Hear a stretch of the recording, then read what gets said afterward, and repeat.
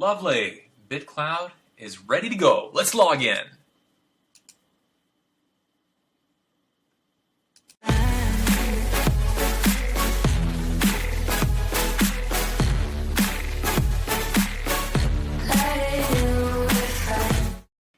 Okay, we're back online again, so that's good. It was down for, I think, just shy of 18 hours the other day, but yeah, we're looking at the home screen again. The price went from 132 to 140, and you can see it reflected by the higher increased valuation for the weekly creators. So now, what we have, a user interface I can show you. Yes. You have a global area, which looks very evocative of Twitter, where you can click to see people's comments, click to like them, see how much they're worth, follow them, see, I don't think this feature is, the retweeting is not currently available, but I understand it's on the horizon. You can link to it, and then here is a direct feed for all the creator coins. So the biggest and the most FOMO is for Elon and Naval, and then Shamash, who actually claimed it, and Diamond Hands is the founder. Winklevoss, Cuban, I think, is likely to claim it, and then the BitCloud list, Sam claimed it. So a lot of these people, when you click on their profile, you'll see exactly how much USD has been locked based on the value in terms of BitCloud. No, actually, that's not correct. You put in a certain amount, I think, at the exact time of the BitCloud valuation. So I'll do, let me try that here. So I just have a small amount. So if I do $1 into Sam's, then you're exchanging, okay, yeah, it is actual fiat they're exchanging it into. You're exchanging the BitCloud for $1. You'll receive this amount of Sam Bankman-Friedman's coin, and then the cost of the coin. So I click review, and then should render, boom, there you go. The confetti is a nice touch. The other day, this was spinning for a while, and I read through what happened the other day in their write-up. Loading spinners, yeah, I saw that as well. So here, I felt like the explanation to this was reasonably good. I hope you'll all understand that it is the very early days for this networking community. We're very sorry for the inconvenience. Yeah, so if you go up, they do a full explanation, and I've staked nodes, I've launched nodes on proof-of-stake networks, master nodes, and I can say that it's not an insignificant happening. I think the problem that they experienced in terms of the reboots can be easily solved if they decentralize more and have more nodes to broadcast between. I don't know about the characterization of a minor bug, if it shuts down the site for almost a day and then has people's exchange transactions be hidden. I found out that it wasn't that I was being censored with some of my previous images where I was touting the platform. I was perplexed because I'm doing a meme that's complementary to the platform, so why am I being censored? Well, it turns out that because of this difficulty with the nodes, that was the reason why it was being hidden. And when I came back and everything was hunky-dory, I'm like, oh, there they are. So that was nice. And yeah, backing up their meme pools, that's good. There's nothing particularly to know about this. He goes a little bit into the technical aspect of how many transactions to the meme pool, and that being a difficulty in terms of the reboot. Funds are safe. Check the Explorer. I was looking for this Explorer for the longest time. Oh yeah, and then their automated system with the Merlin account that was distributing, I believe, the airdrops for when you verified your phone number, I think went down. So I knew someone that they verified it and they were paid nothing. And I know some people that they got $8 worth of BitCloud. So it just depended on the time that you did it. I think, according to the Discord, that people are being given a little bit of an airdrop as it stands. So here's the Blockchain Explorer. Looks very similar to Bitcoin's. And if you click on a hash, it'll give you that basic information. There's a block height, 9746, so you can see how new it is. And definitely would like to kind of click around here a little bit more. Yeah, when I tried it the other day, you still get some transaction errors. And I think this just connects you back up with the main site, yeah. So it looks like it's not super transparent in terms of information about the hexes beyond some basic stuff. If you type in a key, okay, yeah, it's just giving you syntax errors. So it's not super user-friendly in terms of interactions with, but it must work on the back end because when I buy something, it goes through reasonably smoothly. So if I click on the wallet, I can see the people that I bought for. This is my XDAI account because I do a bunch of programming in Solidity for XDAI, and then I'm active on their XDAI Reddit. So just people that I've been investing in that I thought were interesting. And you can see I pretty much bought all of them for, let's see, these were $0.25 and these were $1. So this going down is just a reflection of, I guess it would be that I bought it when it was higher than this. But you can see some went up, Chamath went up, Rob, VC. No, I may have paid $5 for these as well. So no big movements one way or the other. You got my profile where you go in there and you can see the number of followers that I have, information which you can update, the amount locked in, and then market cap, which is just 3 times the amount locked in, number of coins in circulation, and then these are just posts that I did. Oh, here's the one that I thought was blocked, but it was taken down because of the, I guess, reboots with the node. In this one, I just talk about how what starts out as obvious, preposterous, can very often become outrageous and preposterous can become obvious. And then I just did some little stylized graphics just to pop. Like, could this be the next Clubhouse? And then just a little talking about my newsletter there, just a little image. During the early days when there's very few people on here, it's got a lot of attention. Less so now because I think there's a lot of attention from the broader press. And yeah, but it's pretty much like Twitter. You can say, loving the platform and the ease of use offered to users trying, decentralized social media platforms for the first time.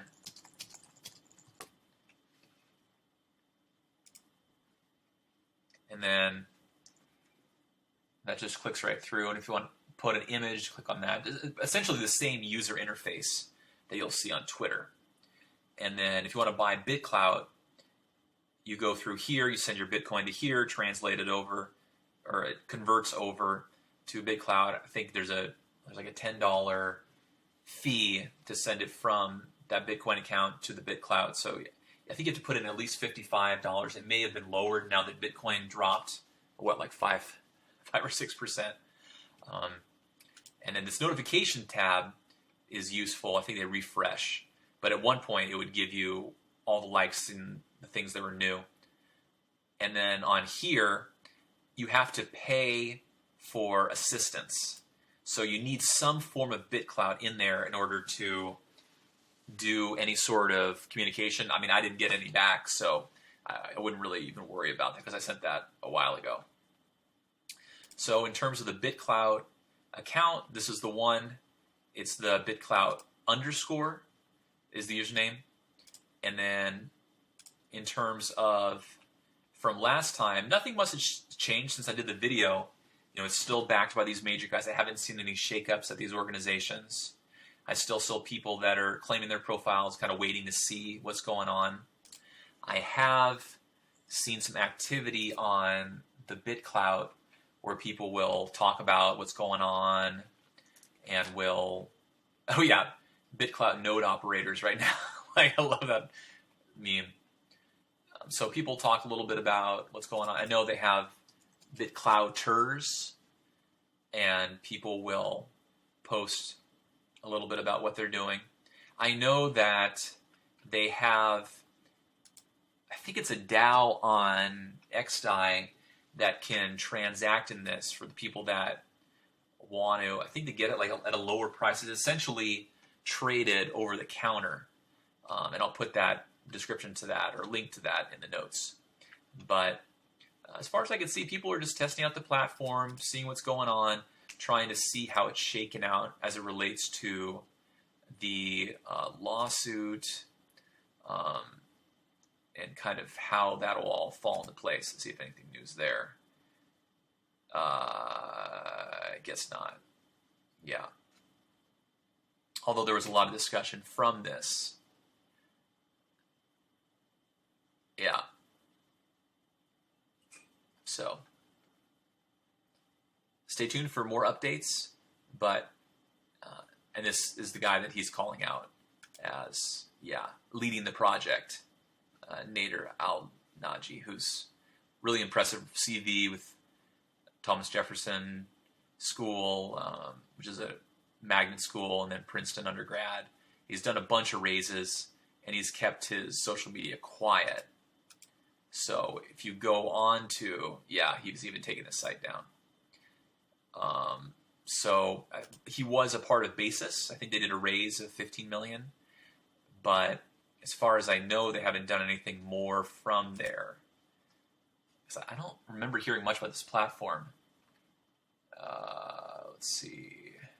Unfortunately, having to apply U.S. securities regulation to the system and a negative impact on launch basis. So they raised $15 million, and looks like they folded. So maybe their efforts to keep it all decentralized and behind a certain layer of visibility stateside led to going from Basis and using those networks that they already had within the crypto ecosystem into doing something that is trying to be decentralized until I guess they were called out in the lawsuit. So I'm not sure if that's affecting it one way or the other. But you might check out the Discord, check out, I haven't seen any telegrams that have been used, and I'm really hesitant of using telegrams because they're mostly scams. And it's really easy to mimic people on there and pretend to be people. So I would stay tuned to certainly me at @Rect, and then to, Brandon Curtis, who's at the center of a lot of the discussions, or directly with the BitCloud account. I know when I checked out this other day, they had some, not cloud. I'm making the mistake everyone makes. BitCloud. I was explaining to someone on the phone the other day that manages some people. It's like not cloud like in this cloud like in the sky, but clout as in like you're standing in a social gathering. So this, CoinDesk did a good job with this. I watched this yesterday. They were kind of goofing around about some people having profiles on there that were claimable. So in the top 15,000 for crypto ones that were scraped, and some not. And then on this one, I assume that they're just talking about the lawsuit. Cease and desist by a prominent hedge fund or crypto law firm. Absolutely. That really is a top firm. So, I mean, people have been saying for a while it feels like a scam. I think the site going down and the difficulties associated with that. Oh, there you go. There's me. Have led people to believe that, and when they thought it was a rug pull, and the lack of transparency or support, I think led to that as a thought. But as far as I can see now, the platform is losing a little bit of its sizzle, but there's still people that are on it that are posting things. It's an interesting use case. As far as I know now, if you have a creator coin, you can sell it. So you click on sell, and then, for these valuable guys, interesting. Must be less than balance of fees. Okay, it's going to be like not a lot. So if you put in $1 of 73,000, it's going to be like what, 0.0001 or 0, something like that. So I click on this, I click review, sell. So it should give me my representative, I would assume in dollars. And then I go into the wallet and I see that, looks like my balance was updated. I think transactions will actually show that as well on the Explorer. No, still getting the explore user error there. So still some kinks to work out. I think that was reflected correctly. Let me just sell a little bit more just so I can get a better sense. Sorry, Sam, I'll buy back your tokens because you're a goat in the space. You're the best. Sell this. And then some people will set the minting costs a lot higher than others, so you just have to be careful when you buy. Okay, yeah, just went directly into the balance and is denominated in the bit cloud. Okay.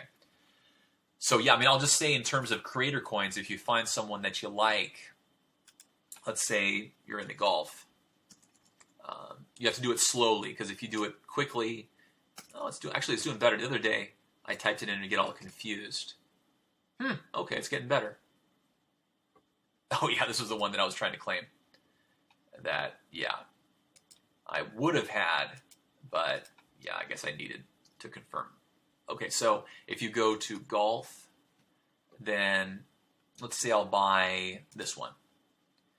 Then let me do a really inexpensive one. Let me do, let's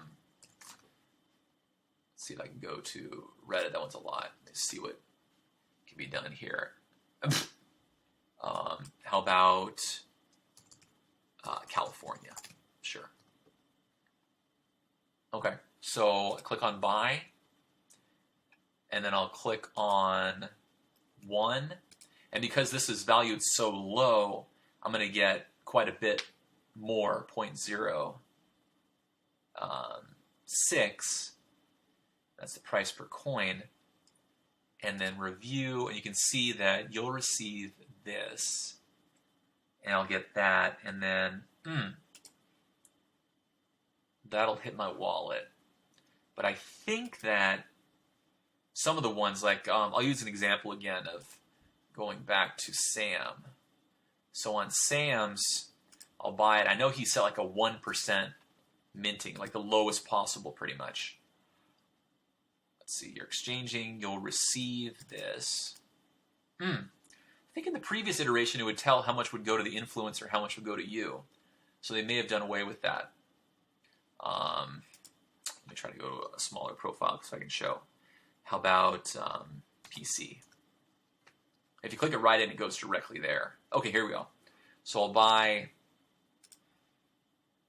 let me buy $3 worth of PC.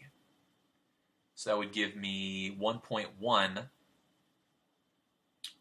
And if I go back, I can see, because I think the amount that was staked in there was 1.07. So let me match that, because it's 1.9. So 7. So let's see, half coin, and that'll increase the cost of the coin to that. So I'll do that. We'll see the difference. Okay, so like, view in wallet, and it's instantaneous, which is nice. So the $1.07 is reflected there, and they can see that the coins went up by about 0.5. The amount got locked up, increases the market cap, and then if I wanted to go to sell that, let me sell a small amount. You can sell the small amount. This is going to be like a penny, right? Yeah, 3 cents. So review it, and then sell it, and then go to the wallet. Yeah, there you go. Down to 3 cents, and it's reflected in the balance. So if you're interested in more stuff like this, or want the use case to be further built up upon, I'll be doing some more posts on here. My username's xdie. Feel free to follow me.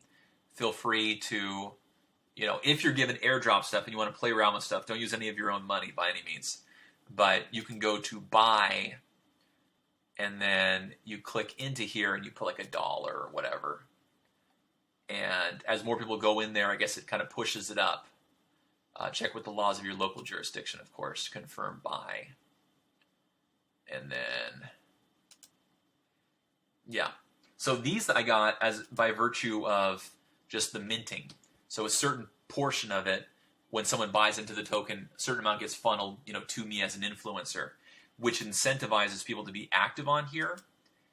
And what keeps them coming back also brings the value of them being on there. So it's a positive feedback loop. And it incentivizes people to, stay active. Just like on traditional NFTs, keeping artist visibility benefits the artist, because more visibility means the NFTs will be sold back and forth more. And really, this is, in essence, an NFT platform. These are NFTs. You just can't take them off the platform at the current time, but on platforms like Rarible, you can't take them off the platform anyways. Very few platforms can you actually take the 721 or 1155 and take it off platform, and this is the same way. So if you're looking for like a password or something as it relates to this, go ahead and look in the Discord, look in the Twitter, and they're flowing around fairly freely. I think once you go there once, then it should be baked in. And I understand that down the road, I don't think you'll need a platform or need a password to get onto the platform. So feel free to subscribe, check out more of my stuff, check out my newsletter, and we got a lot of good stuff coming related to going over websites, talking about BitClout, and just getting a lay of the land from my perspective as an engineer and how it all works. Thanks, guys. Hey guys, Altcoin author. So you may have seen that I did a post today on Alexis founder, Alexis Ohanian. So if you don't know, this winner is a guy that married Serena Williams. He started Reddit, which is the number 4 website in the United States. And he talks about crypto spring in response to what has been seen for the last 2 years as like the crypto winter that just seems to go on and on and on. So just a little bit of a background, Alexis started Reddit. Now he's doing full-time venture capital. He invested in Coinbase early. So he's very much in crypto. And as I detailed in the last video / podcast, that Reddit now has a vault. And in that vault, you can hold their moons for their cryptocurrency subreddit and bricks for the Fortnite subreddit. And they're kind of playing around with it, and they make it really easy. They give you the option when you make it on the iOS or Android device to either click in and save the password yourself, or you can like secure it yourself, or you can secure it on your Reddit account, which is really convenient. So that's what I did. And then with the understanding this is all testnet right now, all these are being on Rigby, so you can be they're not really using any resources per se, but they're talking about this summer going live. So he, as far as I can see, is getting to be one of the bigger bulls in this space. And I do hear that he has quite a bit. So I thought this was a good article from Yahoo Finance, which actually had a lot of good stuff along with Bloomberg for crypto news. So this was kind of a cool quote by him. I try not to track prices. I can't predict any of that stuff.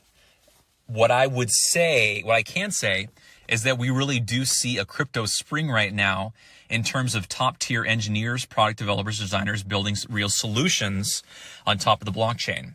And that for me is the most interesting part. We're really starting to see, top tier talent building on the infrastructure.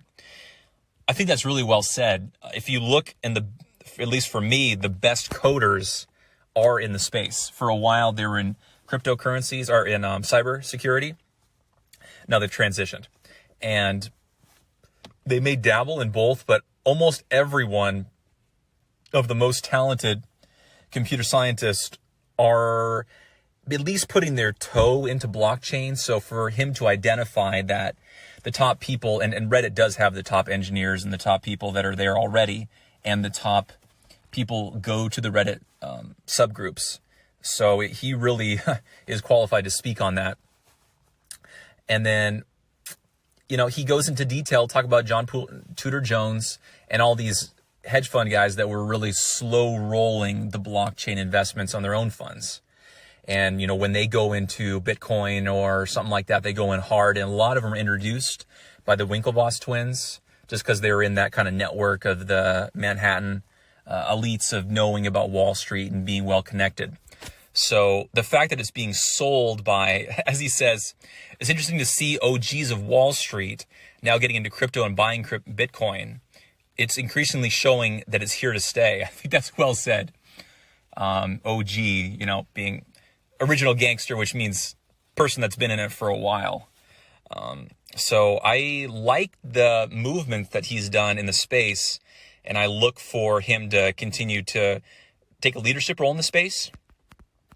So yeah, when you're a top VC, you're married to one of the greatest tennis players of all time, and you're touting crypto, I'm going to follow you. And actually, that reminds me, I should do that right now, because he is doing a lot of good stuff for people that are in the space.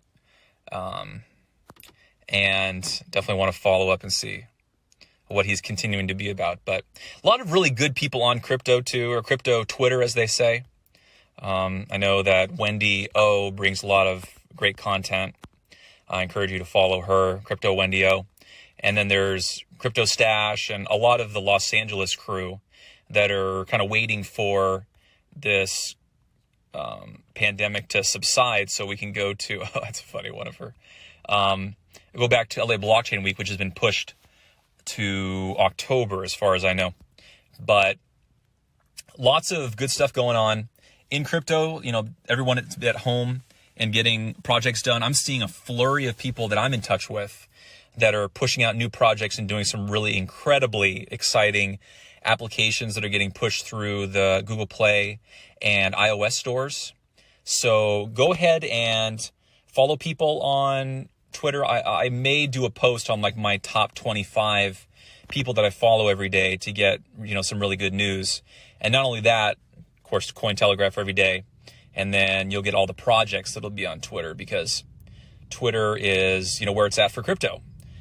And I'll be interested to see how the new thing where you post and only people that you follow is going to, work out.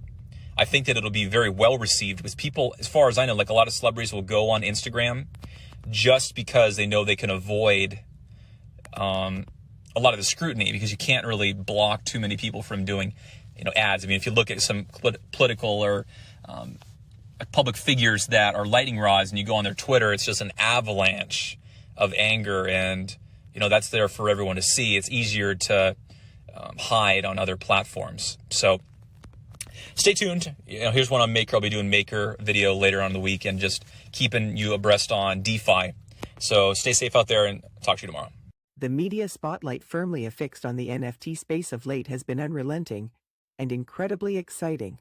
It's fascinating to see television technology reporters, who know a bit about Bitcoin and less about Ethereum, attempt to explain the difference between an ERC 721 and ERC 1155 to the other reporters at the news desk, who ask, live on the air, why can't people just print out the image they like on their printer instead of paying $69 million for it?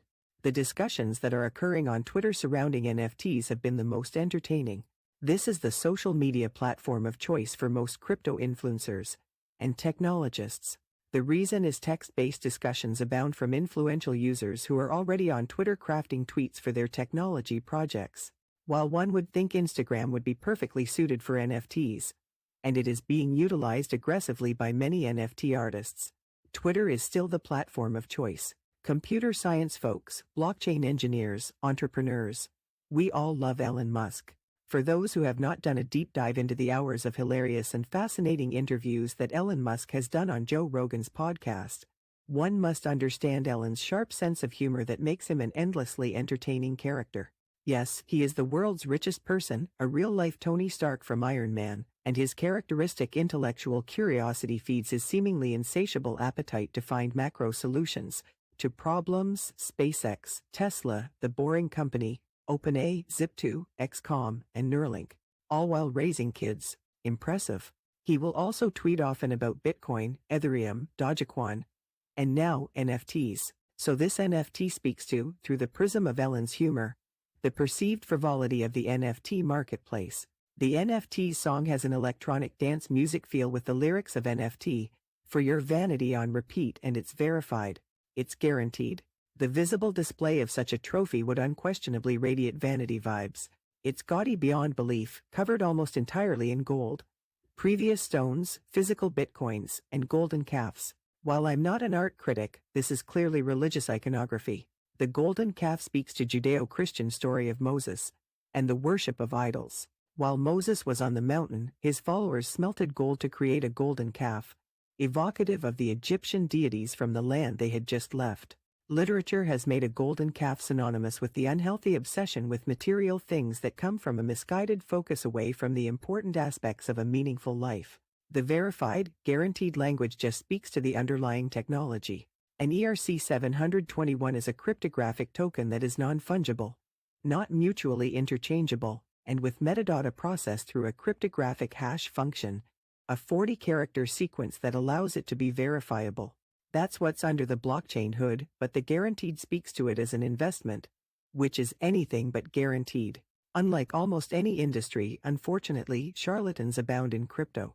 Scams can be carried out often without a trace, with VPNs and Tor browsers leaving nary a breadcrumb for investigators to work with, creating increasingly emboldened cybercriminals. This combining of the two terms speaks to how so many pseudo-technologists will enter the space and wrap absolute garbage behind the veil of some easily replicable technical construct or simply a fork, a literal copy of an existing project, and jump onto a Clubhouse app VC room and demand an 8-figure valuation without work history, an executive team, employees, or a willingness to even provide the type of verification necessary to borrow a book at the library. While so many serious artists bristle at the hint that they may have an inflated sense of self or are the leader in their own self-congratulatory parade, Beeple, characteristically, embraces the good fun. This is the same type of self-effacing humor that he heaps upon himself when interviewed about his brilliance and lofty standing among the broader artistic community. Elon has long been poking fun at the cryptocurrency ecosystem with Dogecoin memes.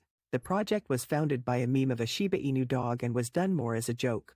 But, irregardless, the crypto community has rallied around this project for its lack of pretension, inexpensive gas fees, and ubiquity across exchanges. Often it can cost upwards of $100 to pay an exchange withdrawal fee in Bitcoin or Ethereum.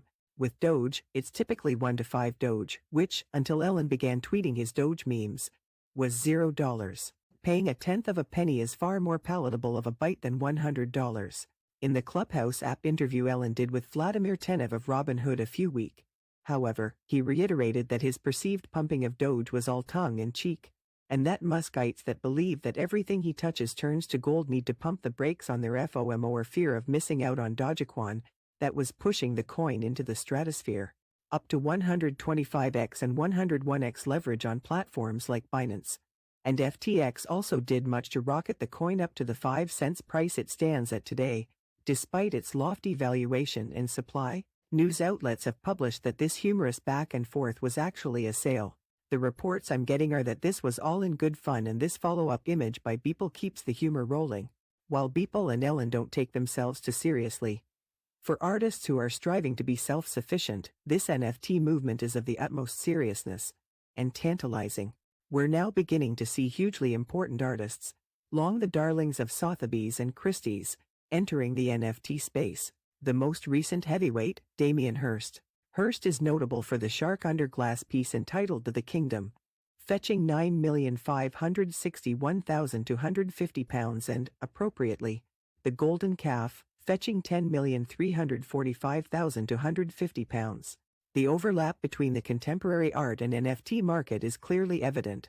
And, as such, it's no surprise that contemporary artists such as Hirst are scrambling to make a timely and opportune splash and leverage their impressive auction sales history into some sizzle and sales for their NFTs. While it's fun to marvel at brand-name artists making a mint and the eye-popping numbers at the top of the market, it's far more exciting, for me, to see artists who were relegated to churning out exceptional book covers for $25 a pop now seeing some of their NFTs going for $2,500, finally more appropriately rewarding the digital art skills they've been honing and perfecting for years. The inelasticity of art has always been the outlier for economics when compartmentalizing asset classes, and it continues to be difficult to assign a cold, hard asset value on a work of art across any of the movements. It's that rarity and societal appreciation that acts as the fundamental value indicator, as well as recent auction records for a work of similar size, medium, and subject matter. As society begins to see the shift in favor of NFTs as a legitimized member of the art community, as opposed to a novelty, so too will NFT-specific digital art take its place as an art movement unto itself. BitClout may be down again, but we're going forward anyways with the most definitive BitClout video ever.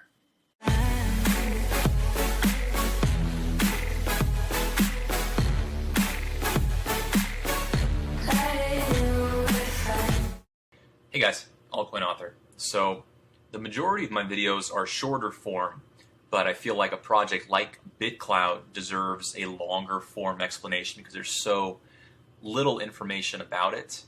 I did my first video on it just about a week ago, and my first little tweet about that same time.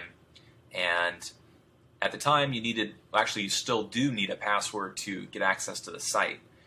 That can be pretty readily found on their Discord or Reddit, and people are pretty generous with giving them out. My initial password was actually revoked, so I know that the founder's trying to keep the majority of the project under wraps until it's experimentally, tried and tested. And it's an interesting project. So I have access to the white paper here, which I had difficulty getting 6 days ago. And I'll talk a little bit about it in my experience. I have an account on there, and I did some posting, and I have some unique experiences to the platform that I think would add to the discussion surrounding the platform. So, BitClout, it's a fork of Bitcoin, so the structure is very similar. The transactions are much faster, and I would show you, but as the earlier part of the video went on to show, that it's presently down. I think it's been down for a few hours. And I'm just going to pull bits and pieces from the white paper that I think might be interesting. That they create creator coins, and they reserved, as far as I remember, about the top 15,000 profiles, mostly high people of some import, to come to the platform. And when they go, they can see that they have an account there, it's in their name. All they have to do is claim it by tweeting out the address. They relied upon follower base. So I know my account, @rect, I guess didn't qualify. So someone went in there and got my account. And so the account that I made is for the expat community I do some work with. But this is essentially what the interface is right here. Is it's made to look, and they describe it as a decentralized Twitter, so a decentralized social network. And it's a little bit different in that you can hide your posts. They can be censored. And in my case, I did a post that was about a day ago. And it just highlighted essentially what was going on. And it was touting the platform. I liked what I experienced. I liked the transmission costs. I like that when you do confirm a non-VoIP phone number, they will kick you like $5 worth of the token. I validated with the phone number and then without it to try both functionalities. But in my little thing right here, it said stage to success, outrageous. An NFT token, an NFT tokenizing an influencer's clout on a decentralized social network, get real. So that's the first part of the narrative. And this is what could possibly happen.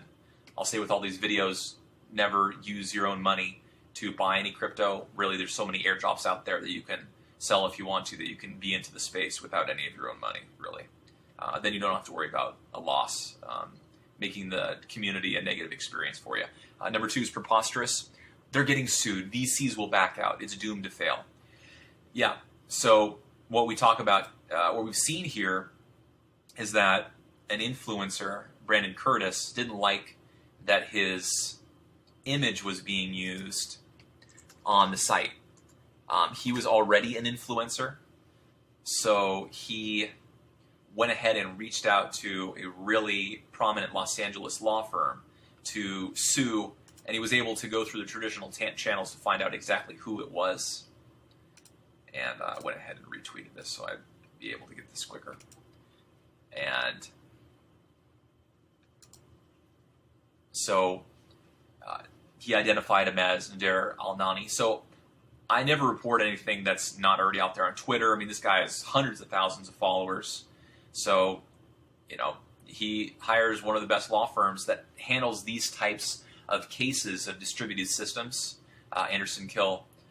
And, you know, you look at the lawyers, they're all Harvard and Princeton up, so they have a lot of the same connections that Nader does. So Nader, you know, went to Princeton. He has a lot of connections. He's raised tens of millions through other projects.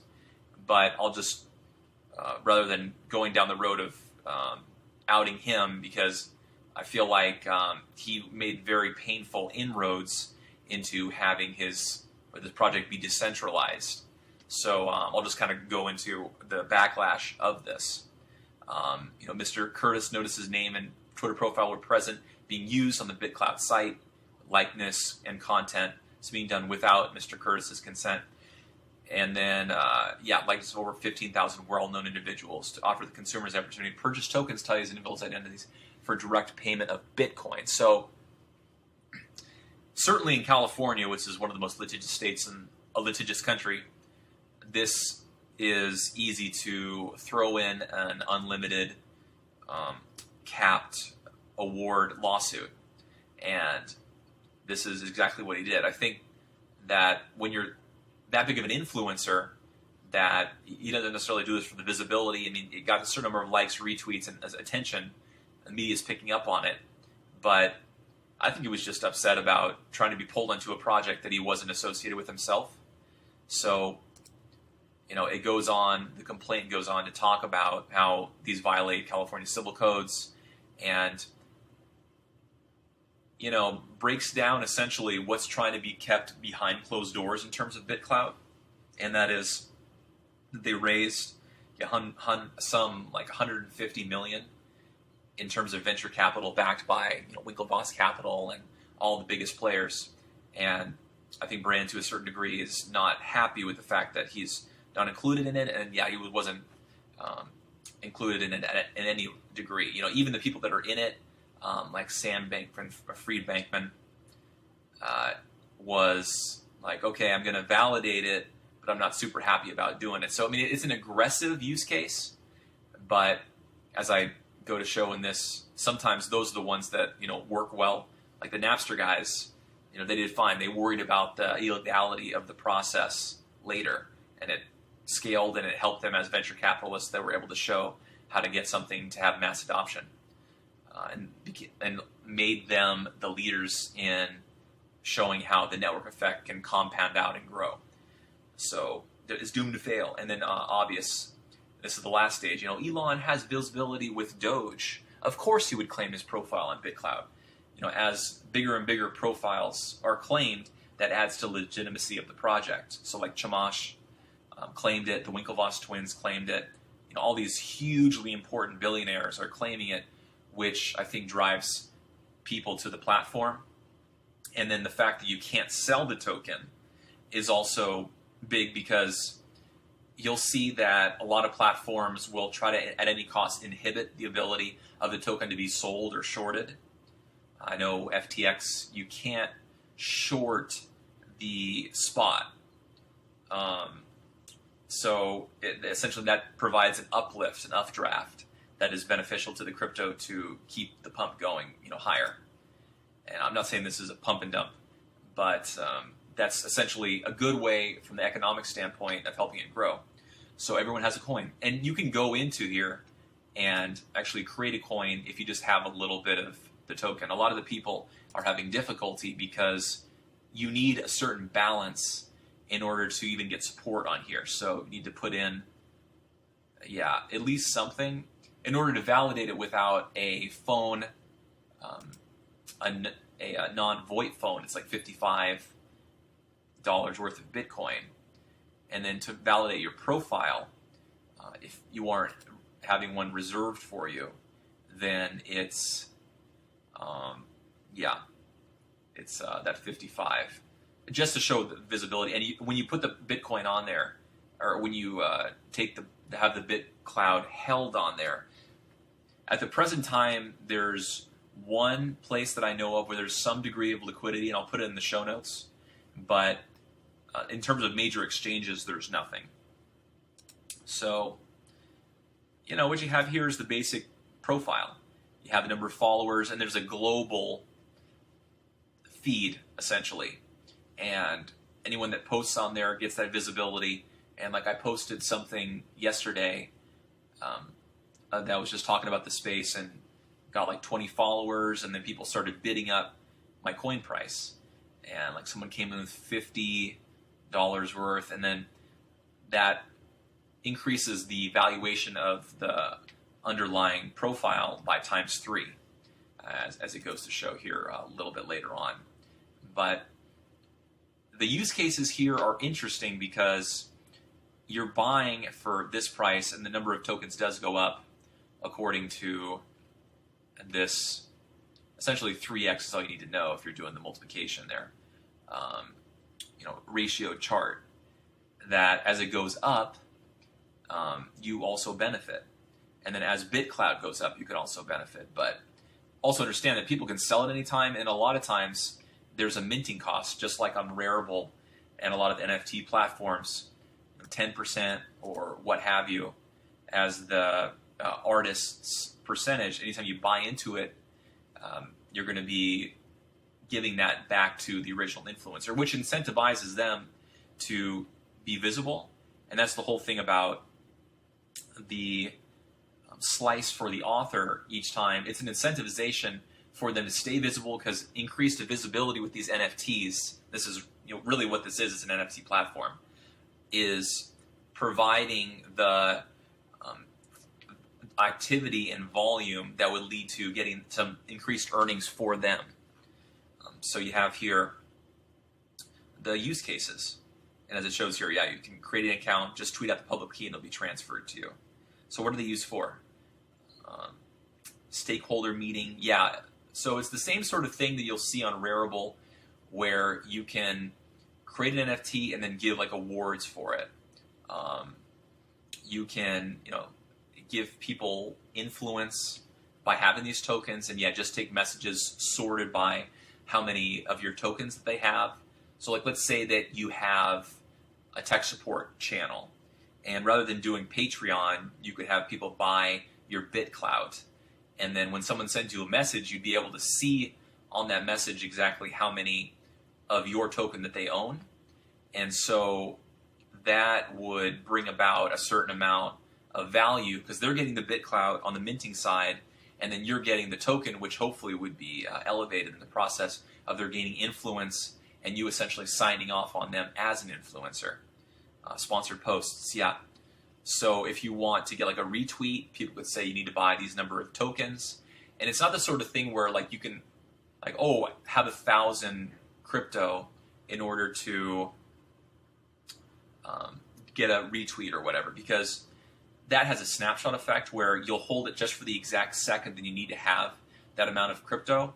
And then beyond that, they'll sell almost immediately. Like you'll see a fork from Monero back when they had a bunch of Monero forks, and people would hold on to it at the exact second that the fork was going to be snapshotted, and then sell immediately after that. So it's a huge pump and then a huge dump. So this has a different effect of, if you mint into it, you're giving a portion of the BitCloud to that user.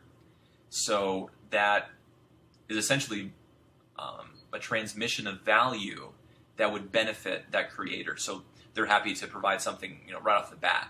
And it provides less work in terms of the snapshot and the technical architecture associated with that. Premium content, you could include them on more content to you as an influencer. I mean, there's a reason why they picked 15,000 influencers to target for this, and it's for this reason. It's because the use cases are all uniquely suited for influencers.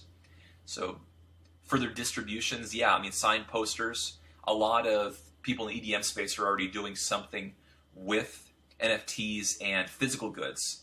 Beeple will have that plastic little art hologram that essentially is a palpable NFT, has a QR code and it's linked to the blockchain wallet. But people were just expressing, I guess, to him in his interview with Pomp that he wants, or people want something to hold on to that they can put on their dinner table or show off to people or include in their social media beyond, a wallet address, and check out this, what I'm holding there. And I mean, it was funny when Pomp interviewed Jim Cramer over the weekend. He talked about why is an NFT better than just printing out an image. It's like he used the analogy of the Eiffel Tower. You have one Eiffel Tower, obviously, in Paris, but you do have many millions of the little 3D renderings or the figurines that tourists get. I mean, everyone gets those. So those figurines aren't worth anywhere near what the actual thing is worth. And, even the one in Vegas is notable, but it has nowhere near the cultural, financial, and any sort of other value than the one in Paris that was built in the 1800s and was one of the tallest buildings at the time that it was constructed. So, yeah, I mean, I think he does a good job in the white paper explaining the potential use cases. I think the use cases are only limited to one's imagination. And then in terms of the blowing up of, retweets and the Twitter angle, I think if you're looking to go with the monetization of an actual tweet sent they're selling Jack Dorsey's first tweet for like 2.9 million or something thereabouts, I think is the most visible, and they have that @sent handle. So there's a lot of attention there, but this is really like a completely different social media network, essentially. While it's not truly non-censored the way I think Parler is or some of the other ones, it still does have a lot of the elements to it that are different. So I know on Twitter and certainly on YouTube and Facebook, a lot of the cryptocurrency tweets are being censored and taken down. So I would assume that this is being a crypto project would be less hesitant to this, or less opting to provide that level of censorship. Although I did get censorship already, and it was one of the first days of the platform, but I'm assuming they're kind of figuring things out. So, and talking about the supply curve, essentially you mint new tokens as you buy into the BitCloud profile. So I could click this button here and click buy. It would say the number of tokens, and it's all generally relative to the price. And then you actually would be given like a 0.001, or depending on how much you buy. You can buy like 10 cents worth, so it's pretty low, of Vlad Tenev.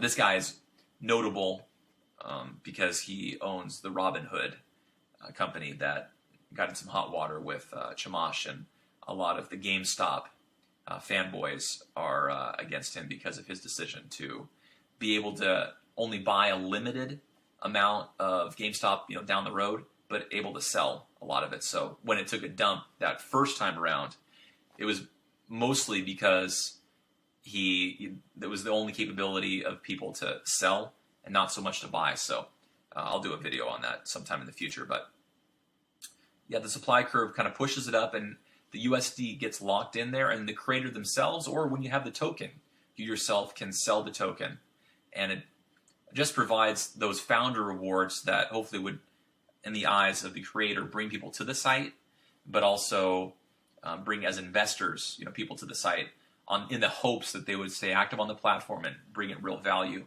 with their association and use cases.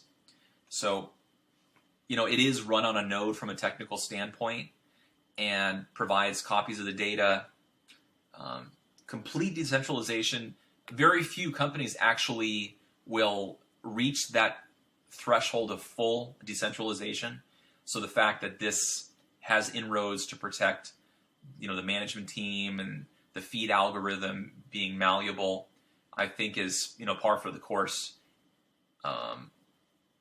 If it's true decentralization, there could be some problems there, and if you're certainly doing raises with some of the biggest VCs, that's thorny. As this goes to show, yeah, they already have the biggest. I mean, Coinbase, Winklevoss, Alex O'Hannon. So he's the founder of Reddit, North Island, Hubei. Yeah, that's one of the biggest exchanges. And Social Capital, which I believe is Chamash's, but not 100%. And then A16Z, which run yearly crypto funds. So to the order of hundreds of millions. So there's no real surprise why they were able to raise as much as they did. And there's a cool little graphic on one of them that kind of puts all the logos together and makes it look good. But as you can see here, there's still a good number of people that have claimed it. You know, Wall Street Bets dude knows the guy that was the founder of Wall Street Bets. He claimed it. There's a lot of discussion earlier that Naval was intimately involved, and people actually thought that he was the guy that founded it, and it turns out not to be the case. Of course, Chamash, and then Diamond Hands is the founder, the gentleman that's being sued. And so there's just so much attention about this that, you know, if we go to the actual page of BitClout, the main one here is actually not it. You have to go BitClout _. And it's funny, like this is almost many hundreds of millions, a few hundred million. And he's like, does anyone know how to get this handle? And that's the thing. You have squatters that'll hit a lot of these, Twitter accounts. So, people sit on these and just kind of hold on to them, don't really do anything with them. So this guy, it would have, I think, reflected more favorably upon him if he was able to have the main BitClout site. And yeah, I think, they did get the main bitclout.com, just wasn't able to get that Twitter. And those are sometimes difficult to get. But as we can see here, it's fairly well squatted. It's just retweets from 2014. So, in terms of, I see a lot of videos of it being a scam. And certainly I don't like the fact that it goes down, the fact that, you need a password, all these levels of confusion that, are putting it behind the veil. And I think certainly the lawsuit being there is not helping. And so, the misinformation that's out there is, a lot of these are for, clickbaity titles, even with the alarm. But I feel like the CoinDesk one gave a little bit more of a nuanced understanding. And, I think a lot of these using the word scam because there's a lack of understanding. The reality is, if it was a scam, there wasn't that level of transparency, then the most blue chip of VCs wouldn't have invested in it. So I would say wait and see on this one. If you can get an invite to it, certainly do check it out. I would go the route, if you have a personal cell phone, doing the SMS route so you can get the $5 back of the token, and then go that route as opposed to trying to buy the $55 worth of the token. There again, there's so many airdrops in the space that I wouldn't use any of your own money for anything crypto related. And wait and see. I'll do a follow-up video on this when the site goes back up. But for the time being, the white paper is, as far as I've been able to see, finally taken from behind the password, bitclout.com/1_paper, and I'll put that in the YouTube notes. So thanks. Be sure to check out my profile on Twitter, @Rect, or follow my stuff here under my Altcoin Author YouTube username. So have a good one. Take a look. Hey guys, taking a look at BitClout today, and I only found out about it by Sam Fried-Bankman of FTX tweeting about it. And I like that someone in that position, it must have caught his attention, actually, Alameda would be it. So much so that he's, willing to try out something that's kind of interesting technically. I like to be clear, this is not an endorsement of it in any way, or investment advice. Maybe a scam, I don't know. But he's doing this, I can't believe it. The response was, people are like, oh no. But when you go to the site, well, first of all, you can't go to the site if you don't have like a little password, which took me like half an hour to get. And people are actually charging $100 for it, but I was able to find it on the Discord. And then I was kicking around the Telegram. Really not much people that are talking about it too much. It seems like if there's any sort of founders team, they're pretty much behind the scenes from the actual, front-facing audience. And then the Discord was just dead for hours. I know I'm early on this, but there has been 2 videos on it. So essentially, if you don't know about what it is, these people created a site that are essentially creator coins. So they're linked with someone's Twitter. And you click on it, and the idea is that you would speculate on the engagements that people would get, the activity that they do as an influencer, and you're betting essentially on the prominence of them either in the crypto space or overall in the long term having a bigger impact. So if someone has a small YouTube channel and then they become, Anthony Napolitano, and then the demand for that would be higher, and the algorithm actually makes it much more harder as time goes on to buy into whatever the market cap is. You can see that there's a certain amount of circulation, a certain amount locked in the market cap. So you can see here that these are reserved for people, but most of these people, probably 99%, are in no way probably going to get involved. So all this is being done kind of without their knowledge and certainly without their approval.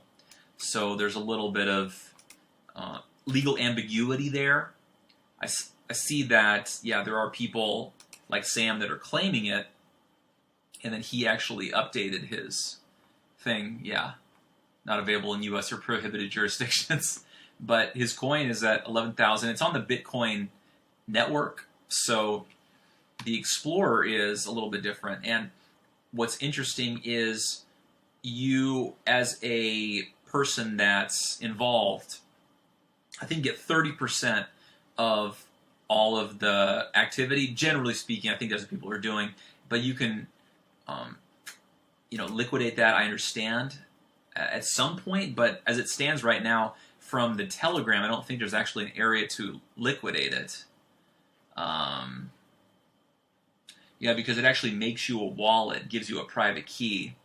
So it's pretty difficult to, get anything off of there. So you get a little wallet. You're able to look at transactions on the Explorer when it starts. And what's kind of funny about this is if you want to update the profile, you can put in the founder's reward percentage just like an NFT. But if I try to update it with something, and then I click upload image, it won't do it now because there's no image there. But take my word for it. No, I'll just do it right now. Just running little images of myself. And then, the balance is sufficient. So you need this BitCloud in order to, not only that, but if you want to send support, you actually need BitCloud. So some people, I think, and it says at the registration they will send you some eventually, but I've been in this for about an hour, and people are pretty perplexed in terms of what actually to do. So let's see, I've seen people on here that would, let's see, what was it? Gorham. He was like, how do I claim it? No one knows, and people that follow him are like some of the best in California, and everyone's like, what in the heck is going on? So I think this is definitely a wait and see in terms of the project, I'll be honest with you, I wasn't even able to find the white paper, and people talked about the white paper in the Reddit, and they essentially, that was pretty well blocked, actually block account, as well. So like this one didn't have it. These are haphazardly put together, I assume, by people that are just new to the space. I looked through all these, wasn't able to find it. And then I clicked on here, and then if you have a direct link, which I know this is the correct link for the one-pager, it just directs you back here. So essentially they're, at the very least, not being forthright, but there are enough people that are doing it. I think Rick Fox was doing something involved with it, and that the amount that's put in there is actually quite sizable. So I know that, yeah, I follow him, so I respect Larry. Able to raise 155 million. Wow. Sent some dust there, tracked. Okay, so through the blockchain, because their trashy growth hacking account that wants to verify it has to tweet the direct link to it. Stay away from it. Tweet the direct link to it. Oh, interesting. Falling for a Chinese scam is not a good look. Yeah, I mean, there's the BitConnect guy. I think when it comes to anonymity, people can put forth any sort of technical architecture, and if it doesn't work, doesn't affect them, literally will not affect them. But if it works out well, then they can be prominent and they'll say, you know, that's my idea the whole time, and then we knew it was going to succeed and all this stuff. So it's from a risk management standpoint, quite genius. But that's the way that a lot of cryptos are.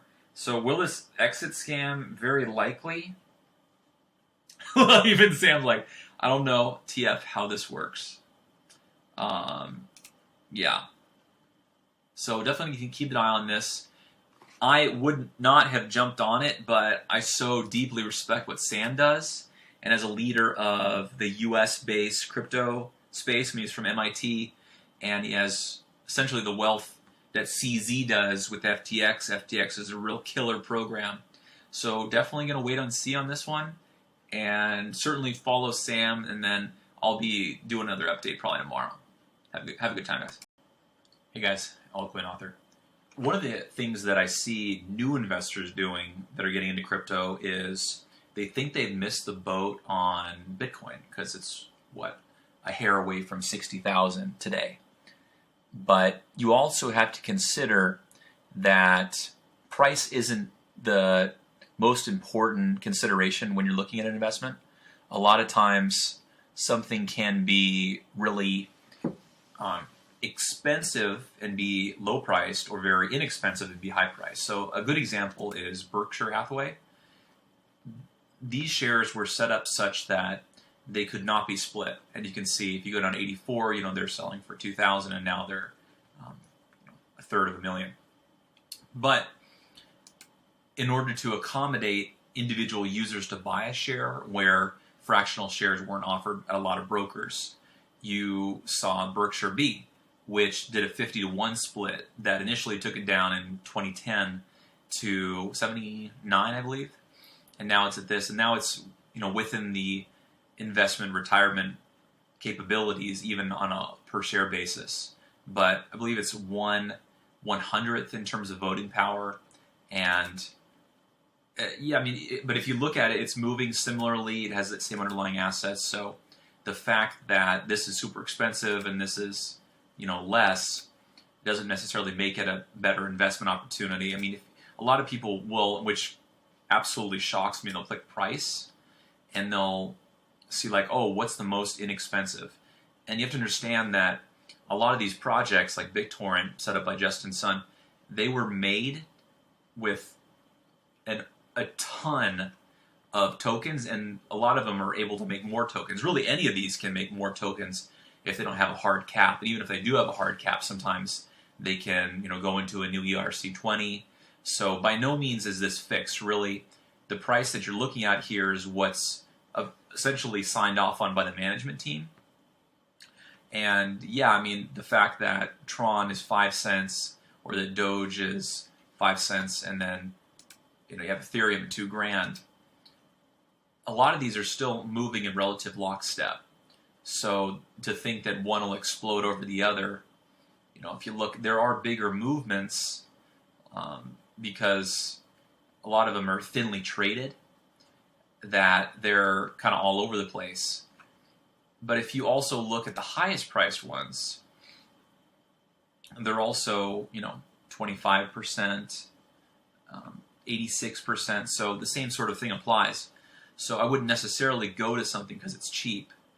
I would look at more of the fundamentals and certainly look at the leadership team associated with the project if you can find one, and do your due diligence research beyond looking on YouTube. But certainly price should be the last consideration, and more you're looking at volume, on exchanges that aren't known for fluffing up their volume and the technical competency behind the project.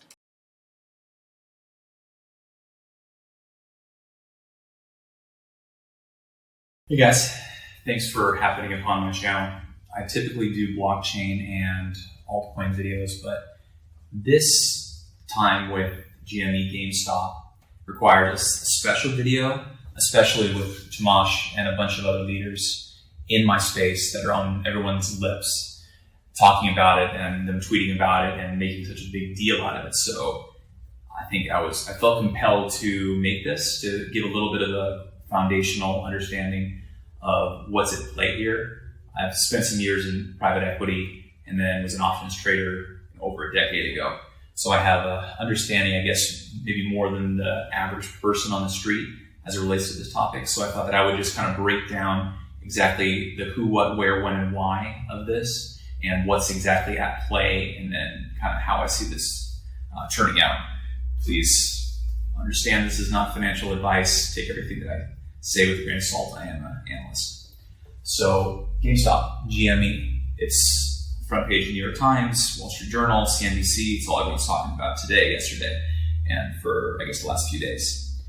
And it revolves around not only the growth of GameStop and how they're doing phenomenal things in terms of switching it around with the new leadership team, with the previous CEO from Chewy, but also how the really popular forum Reddit is involved. So for those of you who don't know, Reddit is like at this point, a top 5 site, maybe on 6 or 7. But the founder is married to Serena Williams, and he did a great job of bringing people together in this really easy to use forum where you can easily put in emojis, and they have communities around different interest groups. So the one that's getting the most attention is Wall Street Bets.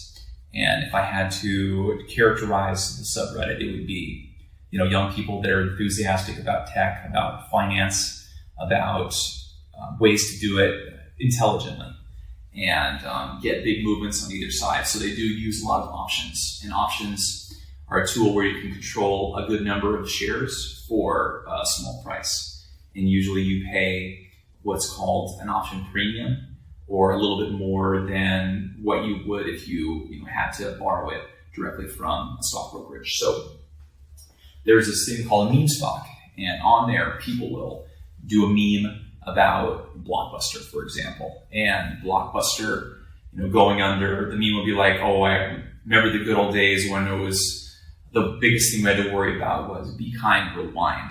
So, that'd be like a funny little meme. And then in the case of GameStop, there's a lot of nostalgia associated with this company because for many people in their late 20s, 30s, 40s, it was a good place where they would go and spend time on the weekends with their friends buying games, trading in games, and there's a lot of positive emotions associated with that. And then if you looked at the stock, because of the prominence of Amazon and all the solutions online that can be delivered, next day and are really inexpensive, the price went as low as $257. And as the analyst that I read actually calculated that to about $23,000 a location. And those places actually do fairly well, especially on the pre-owned games, because they buy them for next to nothing and they're selling them for $5 to $10 a pop. And they do get a good margin from the new games as well, especially with the pre-releases and those promotions they get from Activision, Blizzard, and all the big companies that are trying to pump their game. And let's face it, we're entering an e-gaming era. And a lot of the people that are in blockchain are also have their foot in the door in e-gaming and all sorts of other new industries. So the meme stock that actually becomes the story, and that's essentially what happened. The growth of this subreddit has been astronomical. I think it was 1.7 not long ago, and now it's over 3. And I think even over the last few days, it went from 2 to 3, which for a Reddit, I mean, 1 million people is quite a lot. And I think out of those, a great many are coming to the platform for the first time. So that's exciting to see. But what has brought a lot of people to the subreddit is people are trying to profit off of the price of GameStop. So what brought it here? Well, it was a lot of short selling by hedge funds and people that are trying to use the actionable intelligence of everything's moving online, and you don't really need to be in a palpable situation or hold on to gains, or the brick and mortar aspect of gaming seems to be fleeting. So they thought that this is a good opportunity to go short on it and make a profit from when the stock actually goes down by borrowing it from retail investors. So essentially, for people that don't know about how short stocks work, you go in and if through interactive brokers or E-Trade or Ameritrade, all these solutions, if you borrow even $1 against your stock holdings in the terms and conditions, you have to give the brokers the ability to lend out your shares. And what that means is that, let's say a share is worth $100. And if you lend it out to someone and it goes down to $20, then they would just have to pay you $20 to get that back, because they would buy it back on the open market. And then that 80% difference or $80 difference would represent that arbitrage or that profit. So there's an interest rate to do that, which is usually 10%, 20%. It varies on a day-to-day basis when it's calculated. But unless you're a large trader or with interactive brokers or one of the larger ones that do offer some concessions to retail traders, you're not going to get any of that. So if you go on interactive brokers and you have an account there, it's really shocking to see how much of a return you could actually get from getting a piece of that short interest. And over the course of the S&P 500, of course, dividends constitute a great, I wouldn't say a majority, but a huge chunk of what the earnings are. And if people could earn more than the dividends for a stock by getting something that's, that you're interested in, it's going to, or you think it's going to go horizontal, but at the same time, you could lend it out for that short interest and earn something from there. That's a really powerful compounding tool. But at the present time, the subreddit people have been doing a bunch of memes. One of them is, I like this stock. And, they'll do, I like this stock, I like this stock, I love it. And then just kind of like build that momentum, and they'll do funny memes around it, and people are kind of rallying around it. So what people did a little bit of research on it, it started with this one guy that did a pretty in-depth fundamental analysis of GameStop. And it showed that there's a significant short position on it. Actually, over 100% of the shares are being sold short. So what that means is that when you lend out a share, those people that have those shares that they were borrowing will actually lend it out again. So it's kind of hard to wrap your head around, but what it represents is that when it goes up, or when there's naked option selling and people want to cover their positions, they'll actually have to buy the opposite side. So these people that are significantly short GameStop are eventually going to have to sell it. And when you buy something, that increases the demand. So that further pushes on to the demand from the options traders and retail investors buying to the shares directly. And that pushes it up that much more. So at the present time, the short sellers, which are majority hedge funds in Greenwich, Connecticut, New York, that sort of thing, are $6 billion down on their short sale of GameStop. And there are a few hedge funds that are very vocal about they're not liking it. People which being Melvin Capital, and he went short when it was double digits. And now that it's triple digits, he actually had to reach out to some of the larger hedge fund leaders, like Ken Griffin and Steve Cohen, which are the 3 and 4 biggest hedge fund people in terms of net worth. So he really went into his Rolodex and was able to get, bailed out, get that additional liquidity. And therein provides some of the friction that you see. A lot of the people that are on Reddit, these are normal people that are tech savvy, but are also interested in investing, a lot of millennials. And they're looking at the bailouts from yesteryear, that started Bitcoin in 2008, 2009. And then with the stimulus and everything, they feel out of the equation with a lot of the bailouts. So they look at this situation of this hedge fund guy, lost 30% of the return of his fund because of this naked shorts position. And he has people to bail him out because they understand that he as an investor has some good long-term potential and can do another fund and get some sort of coverage that way. But I think it left a lot of people with a bad taste in their mouth regarding these hedge fund managers. So, and it also brings down the understanding of why do we trade and how do we arrive at the valuation that we do. So there's momentum trading, and then there's value investing trading. And for value investing, there's the Graham Dodd technique, or Benjamin Graham and Warren Buffett, I suppose I should say, where you're looking at how does this reflect its value in terms of a business. If I went to a business broker, Sunbelt business broker, and I looked at the financials of the company, and I'm saying, will I be able to get my return on a fairly short period of time? Will this actually increase in value? Is this a diminishing asset? So Warren Buffett is always big on taking a stock and looking at it as though it were a business that you own, because in Berkshire Hathaway, in his own portfolio, he just has the existing managers stay there and continue to build it up. And so, there's additional factors at play in terms of stock buybacks and dividends and things that are structured a little bit differently because they're all in C Corps. But it's an interesting way of looking at stocks, certainly not applicable to, let's say, 2000 dot-coms or a lot of the blockchain companies nowadays, or a lot of SaaS companies that are extremely growth focused. So having a valuation that is looking over the 10-year horizon of the company isn't really too applicable, because a lot of these will either scale or crash and burn in a few years. So you can see that the low over last year, this was about 6 months ago, is 257 as opposed to the high, which was today, of 380. So anytime you're over 100x, there's a lot of volatility there.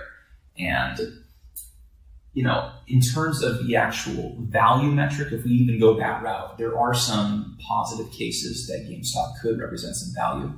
You have the Chewy CEO that's on there and talking about how there's real value to be able to milk that existing good feeling regarding the stock, and that they can go a number of different ways with the popular website and with a lot of the popular tie-ins with e-gaming. So that has the potential to turn things around, and he's well-funded and has many contacts that are well-funded that could push things up and make use of their existing contacts within e-gaming. So I think that if you talk about the building up of the company, it has some real value at that earlier valuation, 23,000 location. These are some flagship locations that are in some of the best parts of town, some of the most used malls in America. I know that increasingly malls are used less and less, but still having those premium locations, those are signed under some very positive lease terms that have long-term value. And I think that there's a serious case for fundamental analysis, but really what's in the news nowadays is the actual momentum.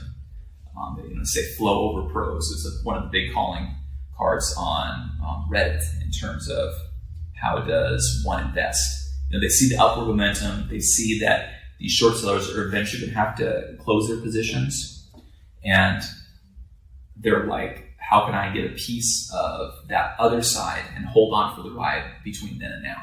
So in my industry, Chamath Palihapitiya is one of the biggest, most prominent people in blockchain. Certainly he was one of the people that was a bull of Bitcoin forever ago.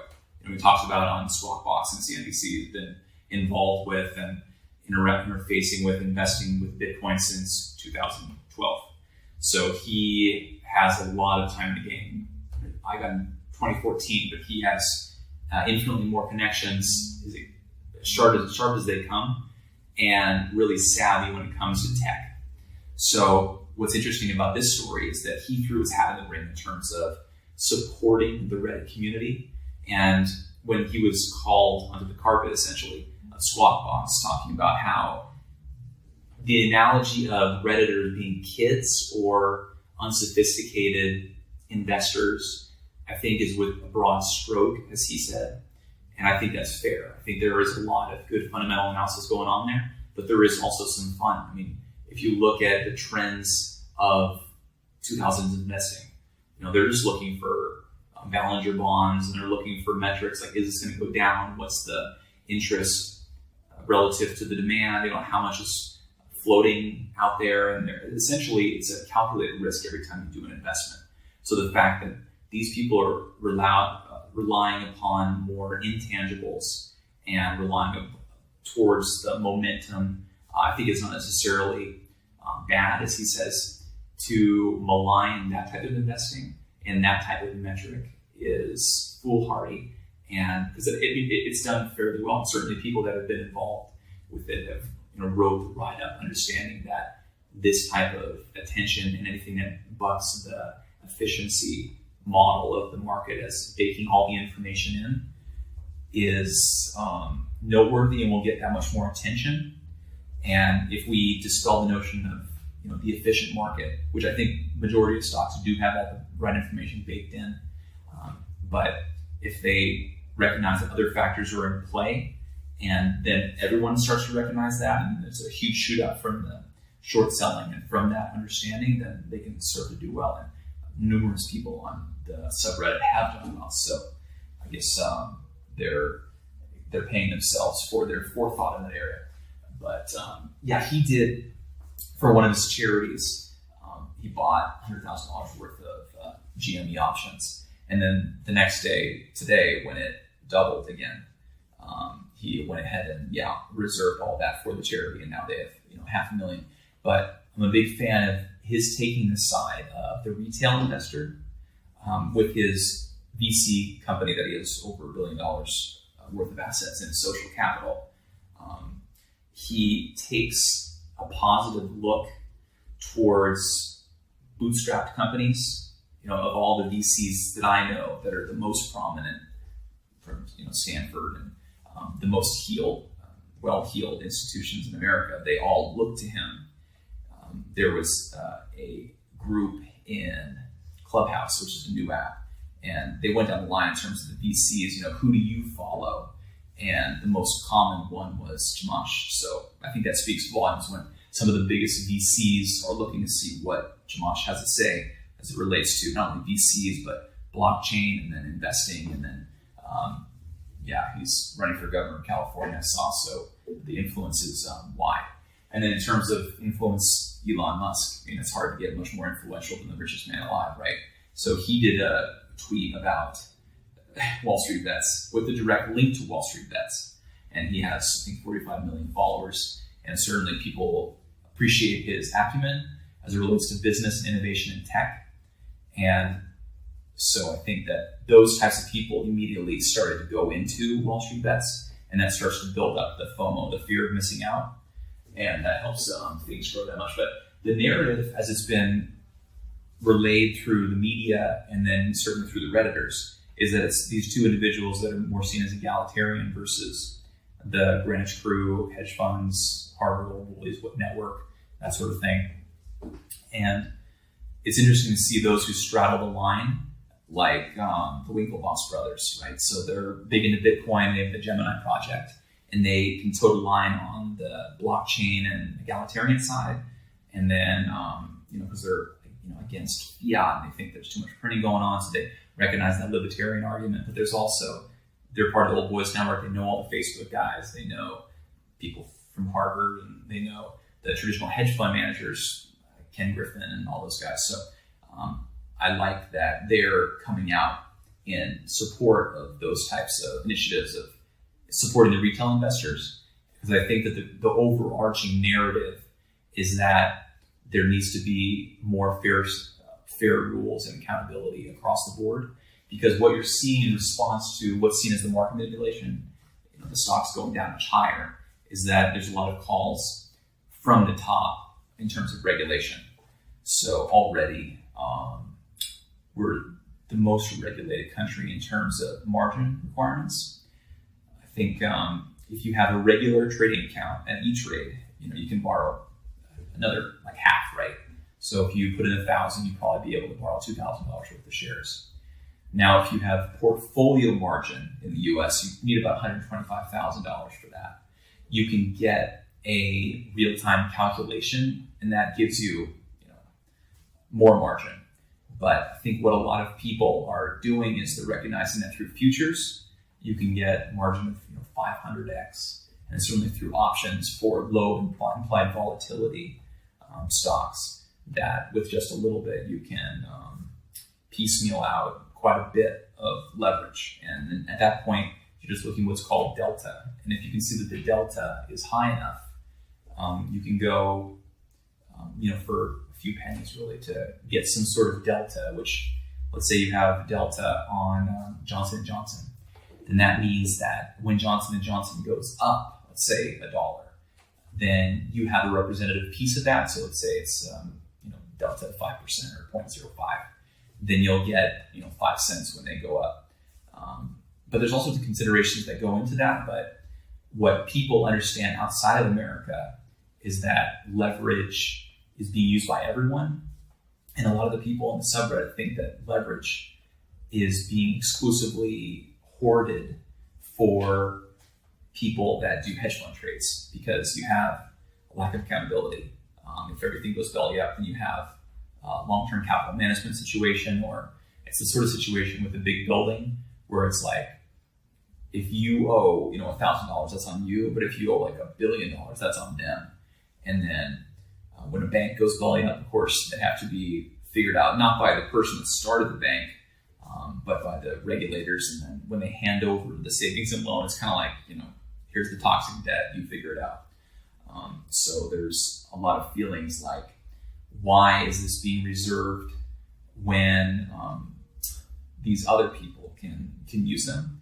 And with a lot of these products, especially going short and everything, there's a real feeling about the dual nature of stock manipulation, right? So a hedge fund can go short, and this happens with hedge funds. They went short on Herbalife or any number of other companies, that they'll go significantly short, naked short, which means that they just put a little bit down for the margin, and then if it goes in their favor, they make a lot. But if it goes the other direction, it could go, the amount is infinite. The stock could go to 1 million, and then they owe, billions of dollars. But in those cases, they would actually fund, and it's widely done, is they'll fund reports and press briefings and contact influencers that will malign stock, because it's in their best interest to do so.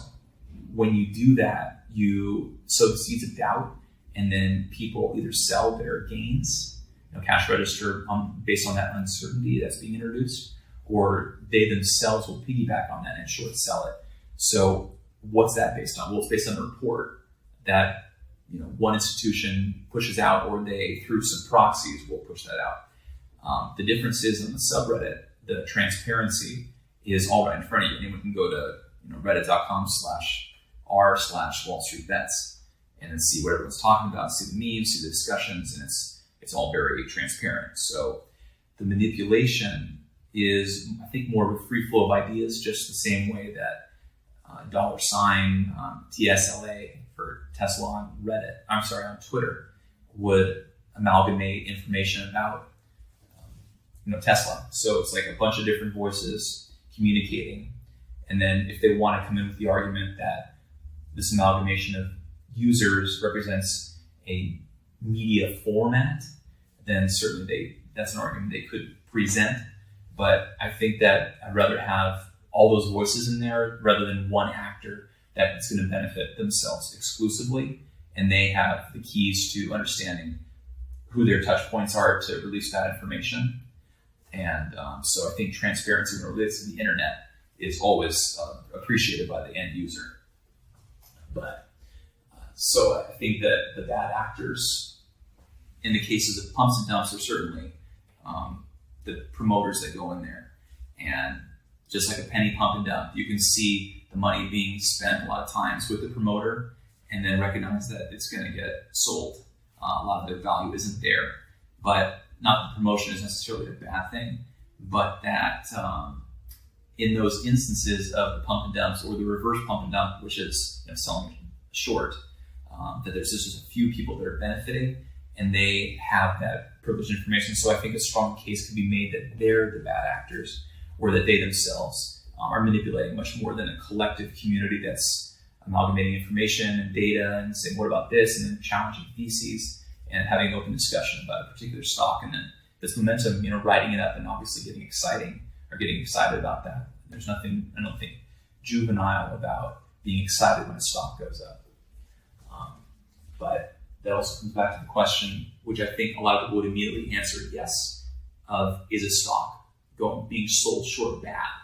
Because you think of the people in their retirement plans that have that stock and they're, I guess, being robbed against by the stock going down.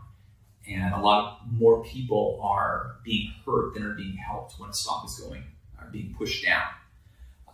And then it does take a lot of capital to push a stock down like that, even with leverage. But you also will consider that what brought down Enron, it was that short selling. It was that inquiries looking at all the short interest. And then do these numbers match up? Does this make sense? So in terms of an actual health of the company and the transparency being afforded those retail investors, I think that the short does have a place in terms of keeping people honest and accountable.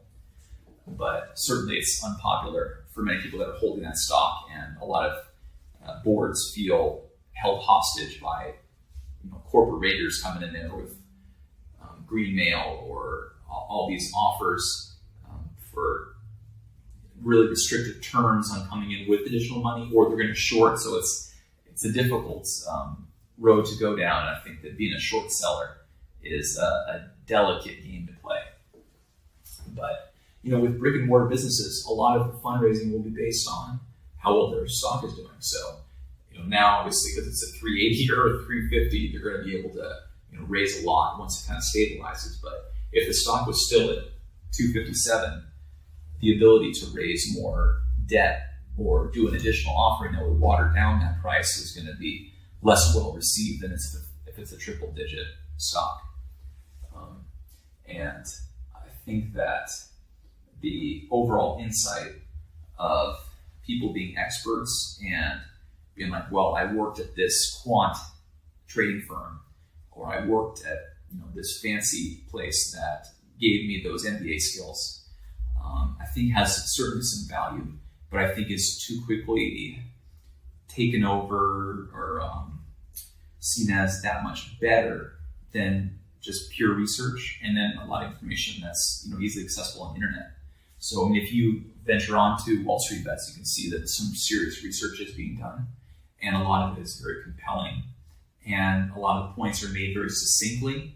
And I think there's a lost art of when you see a research report, you pay $100 for it, and it's a lot of math that goes on, and a lot of the points I think are put in there as filler. So on Reddit, certainly there's no attention, there's no patience for filler. You got to go to the point, you got to deliver the meme, you got to deliver the point in the message, and you'll get a counter argument. So I I think just having things in that less elegant short form shouldn't necessarily be looked down upon. I actually think that, what do they say, that if you want something written well, then write it in short form. Whereas if I had a few minutes, I'll write it in long form. If I had it an hour, I'll write it in short form, right? Because it's like you have to distill something down into more of a nuanced form. So, in this situation, who? GameStop. And of course, the Wall Street Bets Reddit got that much bigger. And then we have a more nuanced view of hedge funds and kind of how they operate on the sell side. And then the short squeeze, which is, I think, currently 140%, and understanding that there's such a aggressive stance on short selling this stock that people want to, or at least the hedge fund managers, wanted to squeeze as much return as they could out of it. And now that they're caught in a position where there's a tremendous amount of upward pressure, that they're kind of like, oh no, I'm going to have to buy back those shares. And then these people are holding on, at least they purport to, all the way to 1,000. So that would bankrupt all these, or at least a number of these hedge funds. And it's kind of like, with the existing losses that are unrealized being sustained and being a drag on the overall ability of the hedge fund to perform, is that something they want to continue to entertain? So they may pull out of helping Melbourne Capital, and a lot of these hedge funds may hang the cat out to dry. So you never know kind of the way that they'll go. But it's also an interesting analysis of retail FOMO. Like, there's nothing wrong with being excited about a stock and going up.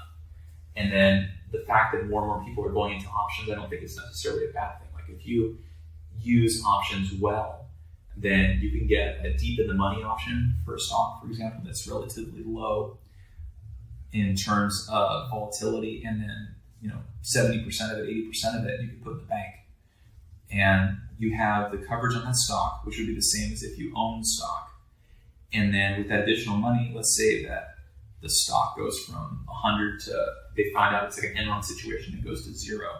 Then you still have that 80 in the bank, and you just lost just that 20.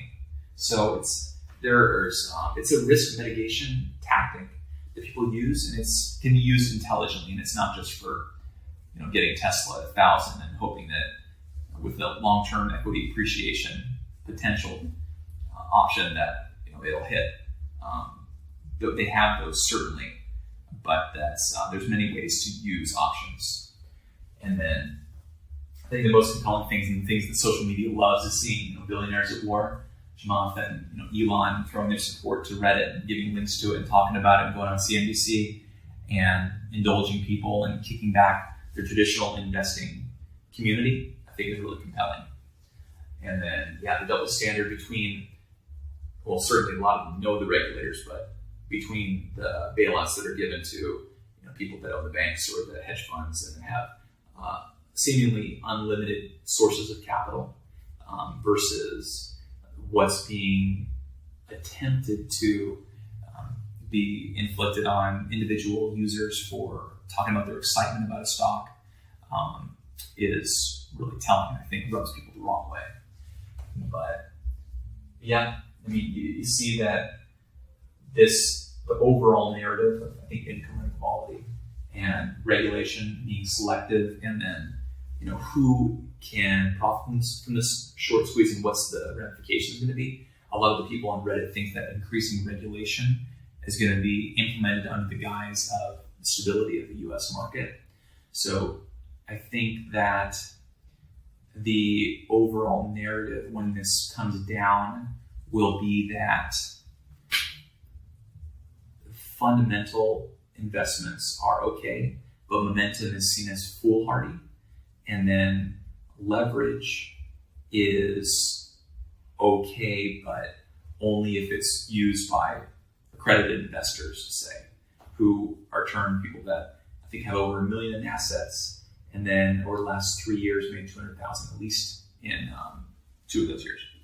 So for some reason, even though you can go to the gas station and buy a lottery ticket, the SEC think that you can't handle your money with more speculative instruments like additional leverage more than 2x or 3x So whether the new SEC chair will go in there and do some sort of broad, sweeping legislation will be interesting to see.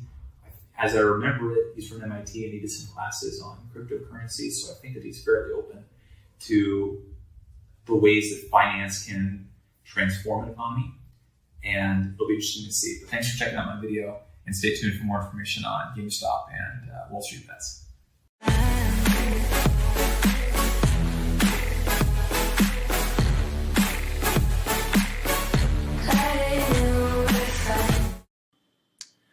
How's it going, guys?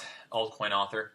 I thought I would talk a little bit about the newsletter that I've been doing more regularly for the last, I think, 6 weeks. Been doing it weekly. And the last 2 have been about NFTs, and they've got a fair amount of attention, and one of them was highlighted by a LinkedIn editor. So it got, like 41,000 reads or thereabouts. So in case you don't follow me, I'm on LinkedIn/IN/DeFi. So this is my little moniker right here. I nabbed a few years ago. And this is my newsletter, really. As I understand it, the newsletter itself is invitation only. And they reached out, they saw that I was doing some tweets on it, and I am at Rect on Twitter. So I went ahead and got this. One first one was, I guess it was like 7 months ago. Yeah, a little more, 6. Although I got approved for it a year ago. Going strong at 680 subscribers. Thanks, guys. And just wanted to give you a little bit of insight into the NFT space. I mentioned earlier that I was highlighted by Jake. So here's this OMG, what's an NFT? This went viral just prior to just after, the Beeple sales. So the first one came in, I think it was at 5 million, 7 million. And as he said in the NFT, or his discussions with Anthony Papolitano about NFTs, this number is big, but at the time, the 5 number was big. But if you dilute all of the art for a particular collection and put them together for the limited edition ones, it still amounted to over that. So he's like, it's not completely outside of the realm of possibility. And what I like about Mike Winkelmann, who is Beeple, he did, I think it was a release of 100 for $1 of NFTs.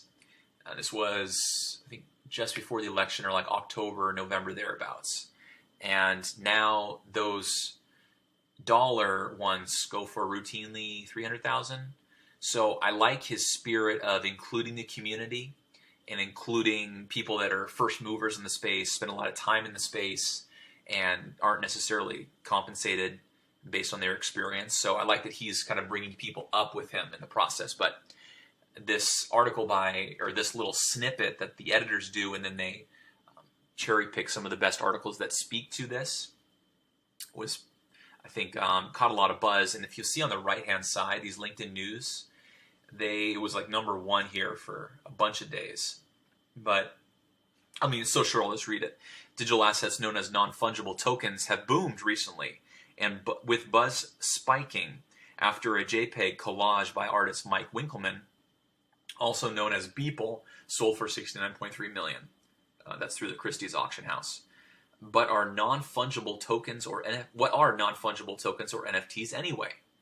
They're a way to monetize digital assets that have previously been inexpensive or free, including art, video, music, tweets, GIFs, or GIFs, however you pronounce it, memes, by using blockchain technology to prove authenticity and ownership while permanently linking a digital file to its creator.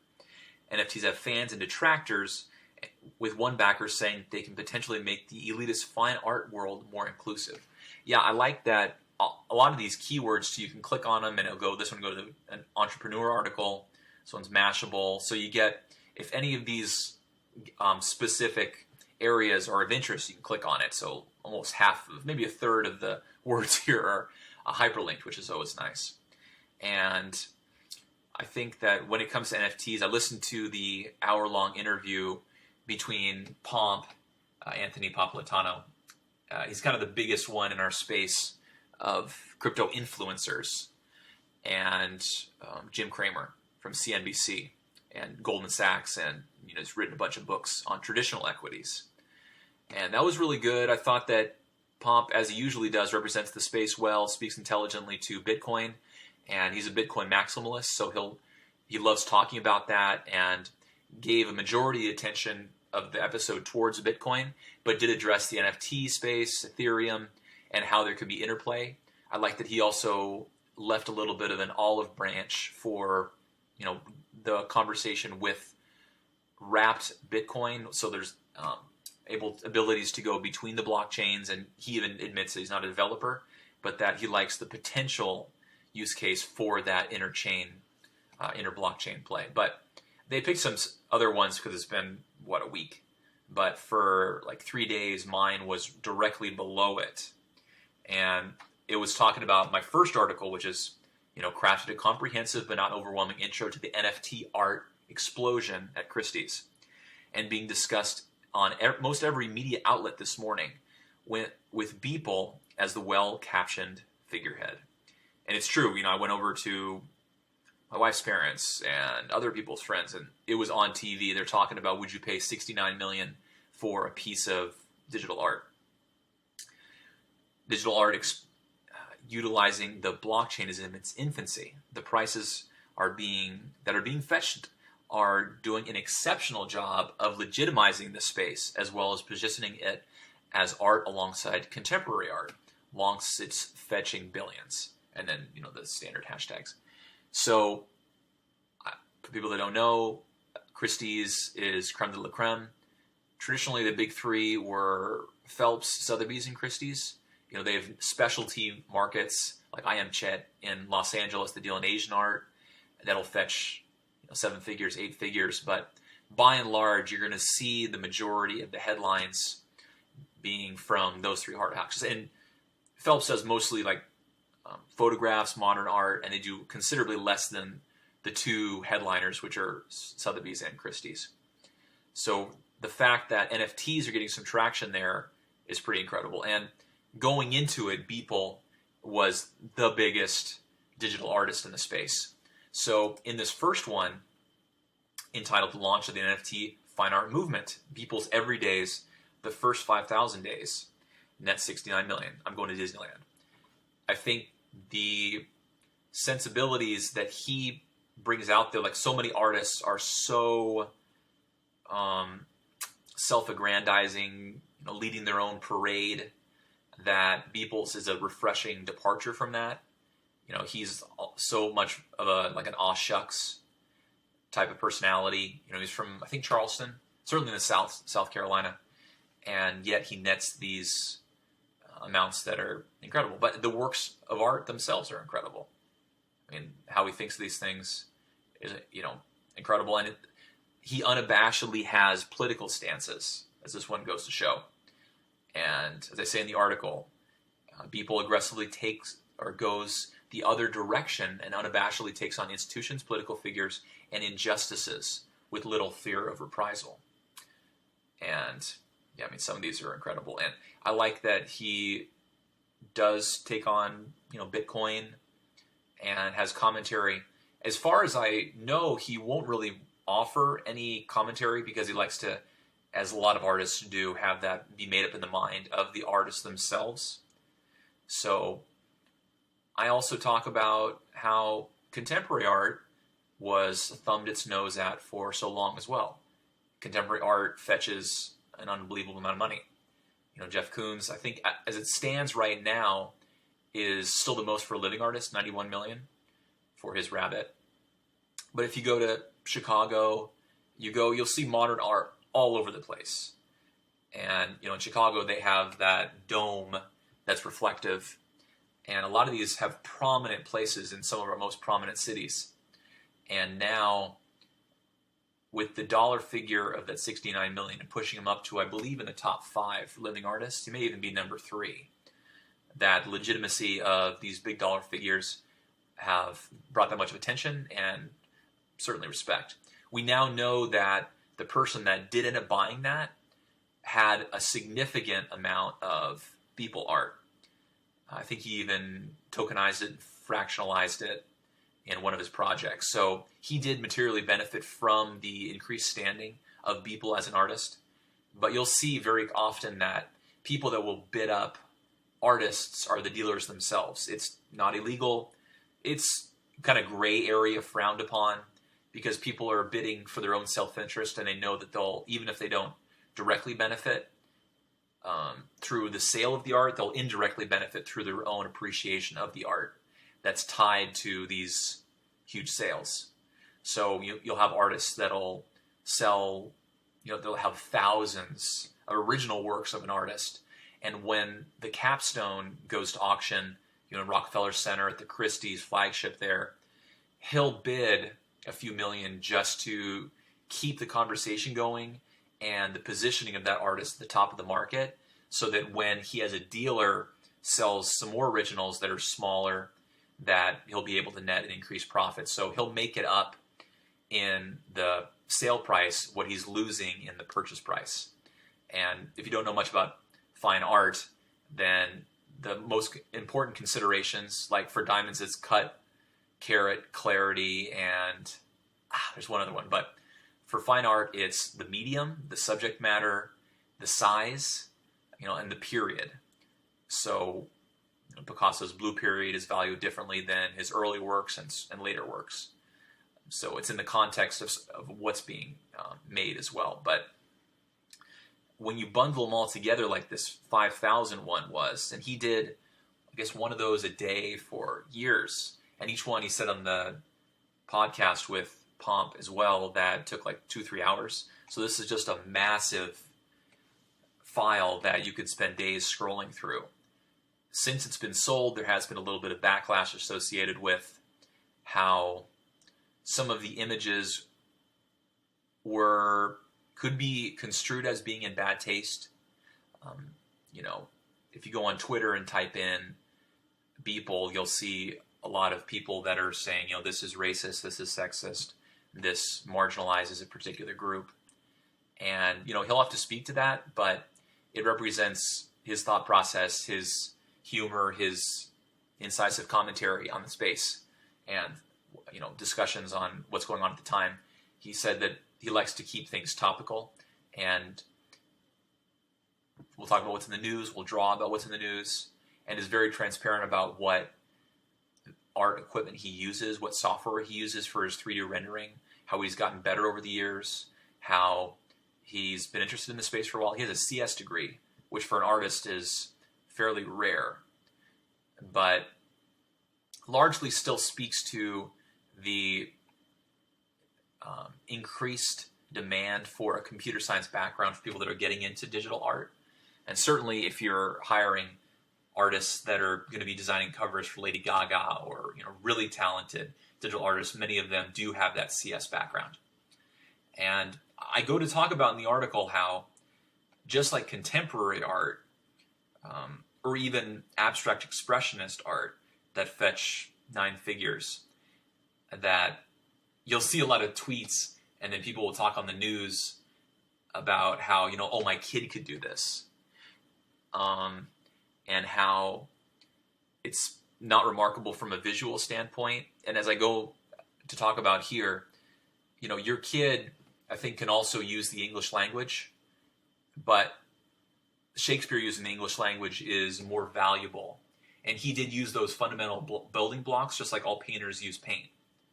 And so you have to make the distinction of Beeple is significant in history from the standpoint that he's one of the most revered digital artists. He's worked with so many A-list celebrities. He has a huge imprint, huge following. People listen to what he has to say.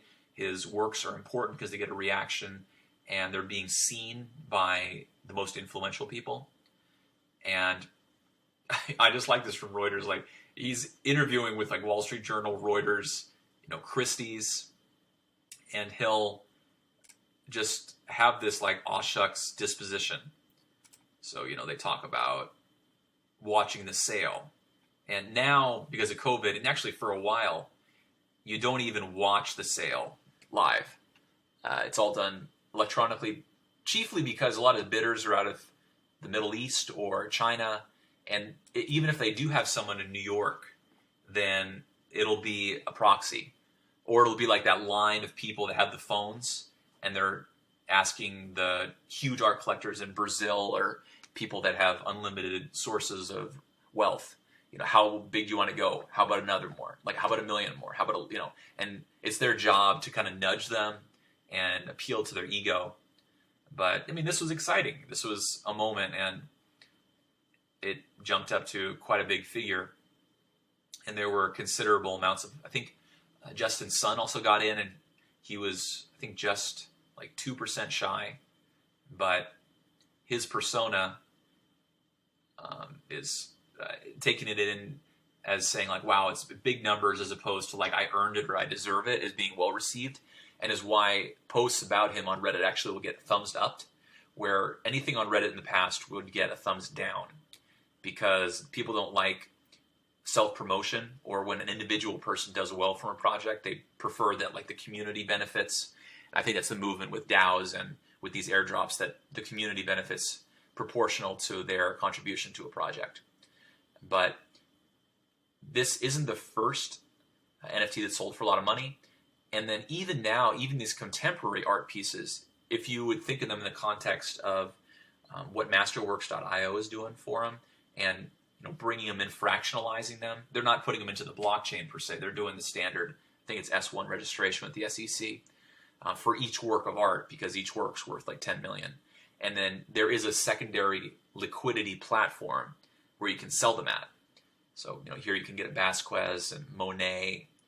And as far as I know, these are held in either Western Europe or in New York in these art safety deposit boxes. Like, these places are crazy sophisticated to not let any damage come of the works of art. And they have clear chains of title, just like a real estate property. Like, you wouldn't be able to just steal another piece of property, because if the title is clouded with the transfer of ownership of the deed, then you can't take it without having fear of it being taken back. So it's like this sort of thing. It has to be so clear before you take delivery of it. And in this case, it's very clearly under the custodial care, of Masterworks. So in many ways, they could also put this on the blockchain. And then there you go. You have some of the most important contemporary artists on the blockchain just like that.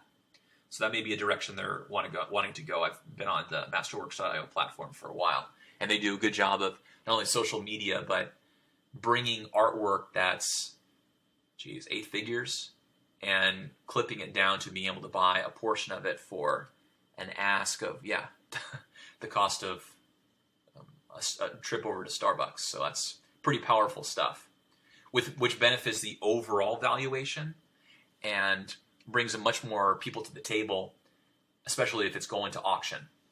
So, and then at the bottom here, I talk a little bit about the difference between 721s, which are one of one, and then ERC 1155s, which are like limited edition and can be, a lot of artists are doing them on, XDAI, or what used to be Matic, which is now Polygon, on a level 2 solution. And so people can buy them for essentially less than a penny gas. Whereas a lot of these, if you get it on Rarible or OpenSea, sometimes the gas can be $20-$30, which when artists release things, especially EDM artists or artists with huge followings, and people want to keep their investment to like $100 or so, if that eats into 30%, then that's a non-starter. So that was, well received. 113 likes, 19 comments, and all that. And the majority of the people that are on here, this guy didn't like my headline. He thought it was a little too long. Mind chill, I like that. And then everyone's kind of thought about the space, people providing context in terms of Beeple, and some of the best crypto people, influencers I've seen on LinkedIn. You certainly have crypto Twitter, but you also have a lot of great discussions being done on LinkedIn. And then I did a follow-up one talking about how when Hearst jumped in there, that could be the beginning of a movement into NFTs from contemporary artists. And even in my own discussions, when you get this type of dollar figure associated with an NFT with someone that's pretty well influential, if this can work for him, why can't it work for someone that has a following that's 5x, 10x? if they're coming in there with that same thought leadership perspective. And I think it's very real, and that certainly can happen. I think that when it came to the $69 million sale, the fact that it was self-serving to a certain degree will make this, at least in the short term, a difficult benchmark to reach. But the nice benefit of this is this attention has brought a lot of sales and focus on smaller scale digital artists, that rather than doing another $25 ebook cover for someone that's releasing a Kindle book that's romance or what have you, they're able to sell their NFTs and get a little bit of Ethereum for that, which they can use for their living expenses to pursue their passion projects of being digital artists, which is doing what you love is the name of the game, right? Everyone wants to do that. So talked a little bit about Elon Musk. You know, his commentary in the space, he perceives it more as a humorous vantage point because, you know, he's a technologist, but he also is firmly entrenched in the equity markets with Tesla and being the richest man in the world.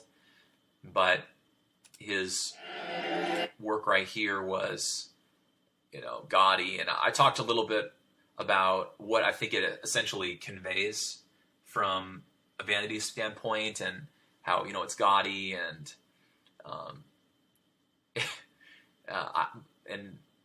I think in many ways it's making fun of the crypto community. But I love that people came back almost immediately and says, yeah, I'll give you $69 million for it. And he goes back, you know, 420 Doge, which is, everyone calls him the Doge dad because he does all sorts of tweets about Doge. Not because he particularly likes it, but because he likes the humor associated with it and the absurdity of many of the projects that are in the space that have the same use case. I mean, Doge is useful. I've been using them since, just after Ethereum launched. And to get off of exchanges is virtually free, as opposed to for Ethereum or Bitcoin. A lot of the exchanges will charge you a lot, you know, $50 to $100. There are a select few that will charge you nothing, like, you know, FTX. So a few are doing it right, but a lot of times getting it off an exchange that might have an advantageous order book that would benefit when you're trying to trade into. Yeah, it makes it cost prohibitive to get actually off the exchange once you've made that profit, and it's not an arb or it's not an arbitrage until you actually have the crypto or the money in your hands. And I talked a little bit about that, the use case, and then about the sense of humor that Elon has. I love that he interviewed Vladimir Tenev of Robinhood and kind of put it to him at the beginning of the discussion. He's, you know, Vladimir had this really slow kind of delivery, like, well, I'm the CEO of Robinhood, you know, and Elon's like, well, we know this. Next, answer my question type of thing. I love that he's able to kind of put people to task from that vantage point, because he's in every social circle and can get the answers to the questions that people need. And then people comes back with, this drawing, which is speaking to the good humor that Beeple is characteristic of. And then, we have the entrant with Damien Hirst of someone that's been selling the Golden Calf and these important works of art for years. I mean, this was, 11 years ago? The Golden Calf had a big splash, and then he's been selling prints forever and doing incredibly well. I mean, this is a highly collectible artist. And the fact that he's doing something in the NFT space is important. So as he says in his tweet, I've been working for a few years on a secret project with Henny Group. There are, as far as I can see, a lot of like CTO types called The Currency, which involves the blockchain and NFTs. It's the most exciting project I've ever worked on by far. It's blowing my mind. Yeah, so it's no surprise that Beeple also chimes in on that one, but I talked a little bit about how this has religious overtures, and at the time, the Golden Calf had religious overtures that people were talking about being emblematic of excess and wealth. And this was about the time of the 2008 and 9 crash. So people pinned this as an example of a gluttonous amount of wealth and paying that much for it. So I think this speaks to that larger narrative as well, which is, I think, with Elon, if you really pressed him on it, what he was trying to say. And The inelasticity of art, as economists like to say, makes it so it's really difficult to like wrap your head around. And if you add onto it the blockchain layer and you're not able to hold it, then that adds an additional level of complexity and confusion. So I like that Beeple showed that for some of his collection, it actually comes in a laminate, like the size of one of the older model Kindles that's under glass and has a QR code you can scan as a hologram. So it's like something tangible and palpable you can feel, but at the same time it lives and exists in the blockchain. So if you're so inclined, subscribe to my newsletter. I'm going to be throwing out an NFT on XDAI to the first 1,000 subscribers, just kind of as a fun thing. They may have some collectability. They may not. A lot of times, these dollar ones, people just hold on to them for bragging rights when they're small. And I think when it comes to all NFTs, don't spend any more than you can afford. This is highly speculative. It's digital art. It's like skins in CSGO or any of these platforms where if it goes up, that's just speaking to the popularity of the platform, but certainly don't invest any sort of assets that if you lost would be damaging to your family or to your investment portfolio or what have you. But certainly an interesting space. I'll probably be doing a follow-up on, now that we know the buyer of the 5,000 days, and I'll talk a little bit about that, how that's important, how that plays into things. But yeah, feel free to subscribe to my newsletter and reach out to me if you have any questions. And thanks for subscribing to my Altcoin Author YouTube. Have a good day. Hey guys, Robert Mallory, running the blockchain certificate program over at CSU San Marcos. Thanks for checking out this podcast. And feel free to check out information about our forthcoming program running in the spring. Today I'm interviewed, and I'm excited to be interviewing Professor J. Scott Christensen. For people that are up on blockchain and up on distance education, he's one of the most well-regarded experts in the area. He runs out of Missouri, and he does webinars on the technologies involving around blockchain, Bitcoin, and has been well established in the industry for quite some time. So I'm real excited to have him on. I thought today that we would jump right into discussions that he's very well spending a lot of time on these days, as we all are, distance education.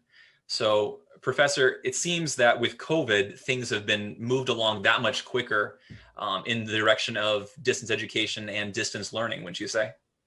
Oh, yeah, by leaps and bounds. I would say that we may have been to this point 10 or 20 years from now, but we're here now. And some of this is not going to change when our campuses reopen, because we're finding that, frankly, some courses can be online. We're also finding that some students do really well online, and we're finding that we can offer more opportunities to our students if we don't just force them to only be in a classroom. And we're seeing that across the board. So if you look at online grocery delivery, that was like 1% of the market in February. It's now 20%. I don't think we're going back. My mom does not want to ever step foot in a grocery store again. She's 89 years old. She's figured out how to order her stuff from the local grocery store, and I don't think she's going back. So I think this has really accelerated the changes in education, healthcare, and supply chain in a big way. So I know that you have many business school students and students that are specific to business. Are you seeing like a lot of transitioning making use of the blockchain, or a company essentially going online and having to adapt to the new reality that we're experiencing?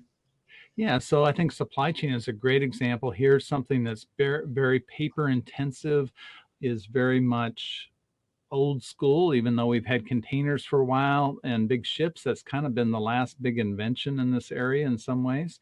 And so if we start to look at not only traceability, so putting things in a blockchain where I can tell that this bottle of wine, where the grapes came from, or more importantly, that this lunch meat I have has been refrigerated all the way through the supply chain and is not going to cause a listeria outbreak or something, God forbid, like that.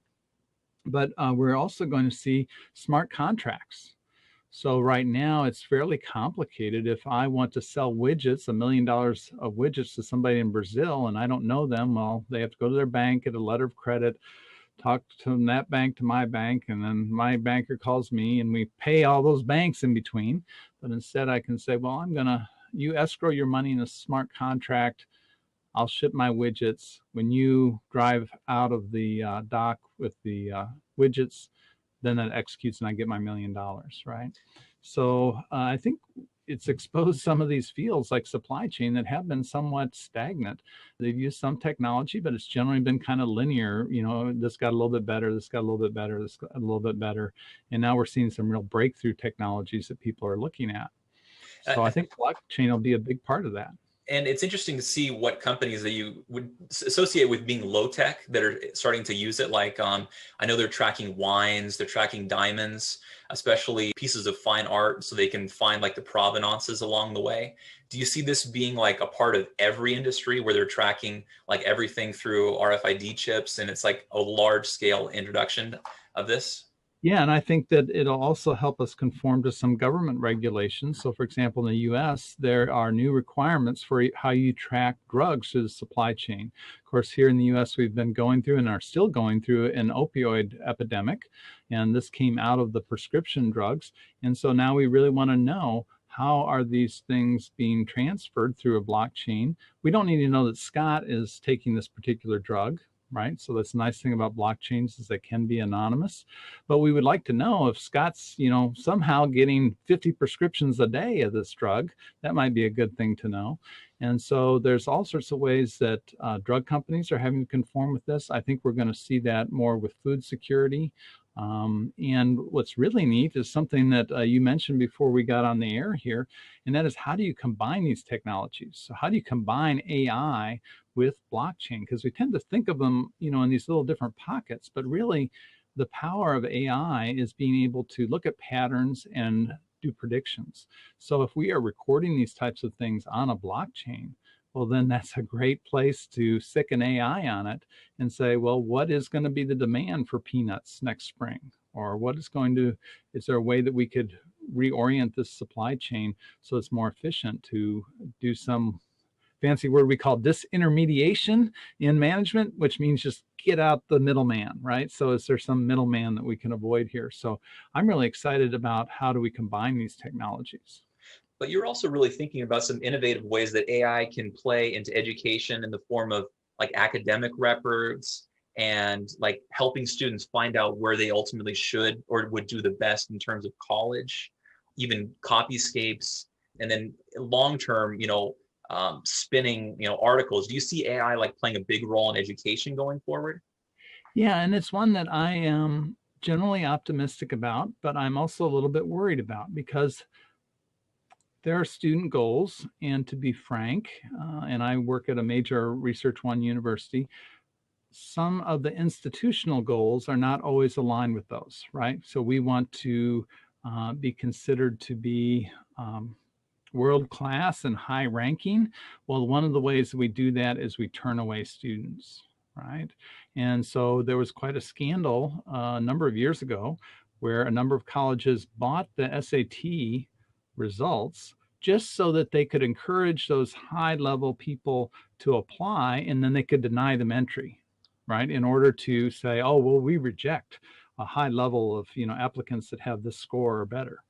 I'm really kind of worried because sometimes we could see an AI being used for admissions, or we could use it for, why don't we just have AI grade my papers so that way I can have 3,000 students submit essays? Well, that might work for some stuff. The next Mark Twain or Truman Capote is going to get an F because they're going to not comply with the previous way of writing. And so I think we really have to step back a little bit and decide, where do we want human judgment, and where are some ways that we can really use AI. I'll just mention very quickly AI in medicine with radiology, pathology. That's going to change those industries, even cardiology, in some very big ways, and in very positive ways for us as well. There's a great book that your students might want to check out, or anybody might want to check out, called Deep Medicine. And it's all about how AI is being used in medicine. Yeah, I mean, it seems like every area is at least in some way being touched by blockchain and the ability of a decentralized ledger to hold information more reliably or more honestly than some, back servers, and the use cases and applicability just becomes like more readily apparent, with each company that tries to move the needle and advance the technology. You also see blockchain interfacing with like government, with property records, and you think that it can do a lot better with accounting and some other areas, right? Yeah, so I always tell my students about the time I got audited when I was running my own business. And they said, oh, well, you're going to have a sales tax audit. I thought, oh, that's fine. I have everything in my QuickBooks here. I'll just turn over a flash drive with my QuickBooks. This will take about 5 minutes. It took 3 months because they wanted to have, all my bank records, and they wanted to reconcile that with all the checks I got from customers, because they said, Scott, well, we don't know that you didn't bill Rob for $10,000, pocket five, then go and alter your records and say that you only billed them for five. And that was the first time I realized that that was a big part of it. But imagine a blockchain where all this is immutably entered into the record. We can obviously, if there's an error, we can do a journal entry and correct it, as we have this append-only ledger. But my bank is signing that transaction. Rob is signing a transaction when he transfers money in. And so we could eliminate that reconciliation of records. And so if you look at the big four accounting firms, they all have major blockchain efforts going on right now. And some of it is around this area of accounting, traditional accounting. Some of it's around like, how do you manage property rights to digital assets? Okay, software licensing to use music, that sort of thing. I've actually had a couple of YouTube videos that have gotten dinged because I used some iStock, photos or videos. Well, I had paid for those. Being able to have some sort of ledger that could be looked up on and say, hey, Scott does really own that. Having some sort of like database that can, essentially be pulled from, because I think the existing databases for music, and certainly a lot of intellectual property, is behind either a paywall or some sort of person that would be providing the information. So the accessibility opening up to everyone. Yeah, that's an interesting way to go. But I know that in my own discussions that from small businesses growing, law costs of getting contracts looked through with a fine tooth comb. And if you have a smart contract that's been verified, tested, and the wiggle room is almost nil, like I think that would be valuable to both parties, that either a binary event happens or doesn't happen. But in terms of like a smart contract, if someone came to you and said, how is a smart contract different than a regular contract? How would you kind of break it down? Well, it kind of depends on what type of smart contract you're talking about, but often these things can execute without any type of human intervention. So that example I gave you with the widgets, let's say that I have failed to make my car payment. Well, once again, we're combining with different technologies. So there's other technology called Internet of Things, where my car can have a little microprocessor, and the Ford can say, don't turn that guy's car on. You didn't pay up. And then I get online and I pay up online, and then it immediately executes that. The other really interesting thing that relates to this, though, is online dispute resolution. So being able to bring disputes regarding contracts online. And there's a couple people, I can never pronounce the name, Clarios, I believe is the name. It's from South America, I think in Argentina, and they are looking at this as how do you have jurors vote and record those votes on a blockchain and look at resolving that dispute through this decentralized network of jurors. And so if I contract to make a website for you, and then you say, well, I'm not going to pay, that's a horrible looking website, then we would have these jurors actually look at it and on a blockchain make their votes as to whether, well, Rob didn't really say what he wanted on the website, and he did kind of make a website, so we're going to award a certain portion of the contract. And so being able to do that, and being able to do that with people that are not necessarily lawyers, could be very cheap compared to current dispute resolution processes. Mm-hmm. Yeah, I know that the discussion that I get, that people reach out to me, from a news article or whatever, and they say, "What's the future of blockchain for governance? Not decentralized governments, but like actual government. When are we going to see votes? When are we going to see things that are traditionally done by hand, done by computers?" And that's a scary thing because we hear about the hacks, we hear about the ways that the blockchain can be obfuscated in some way or rolled back. But when you're talking about big projects like Bitcoin or that sort of thing, are the hacks regular, or is that something that's not that much of a consideration at the present time? Well, I'm not an expert in all areas of this, but certainly there's theoretical hacks. Some of these do come into play when you get into weird little altcoins that are maybe not set up that well or haven't been examined. The code hasn't been examined that well. By and large, I would say that most of what we see is someone duping you into giving you their private key or doing something like that. So it's really more of having people that are not educated as to how this really works and what they need to protect. So they might fall for some scam. Send me your private key and I will send you some Bitcoin. Well, of course, no, I got your private key. Now I'm going to send me some Bitcoin, right? I don't think there's as big of an issue with security. It is interesting you mentioned voting, and we're recording this at a time when we're about to have, I think we're having an election, something like that coming up. There's Tusk Philanthropies has put forward this blockchain voting app. And they originally used this for overseas military personnel. And it turns out it's really hard to get your ballot overseas, get it notarized, get it back on time. And they actually did this on a blockchain. And it's really fascinating. I talked with them and they let me go in and actually look at the blockchain that they were using. You could audit it. They also had to build in special things in their protocol for spoiling a ballot.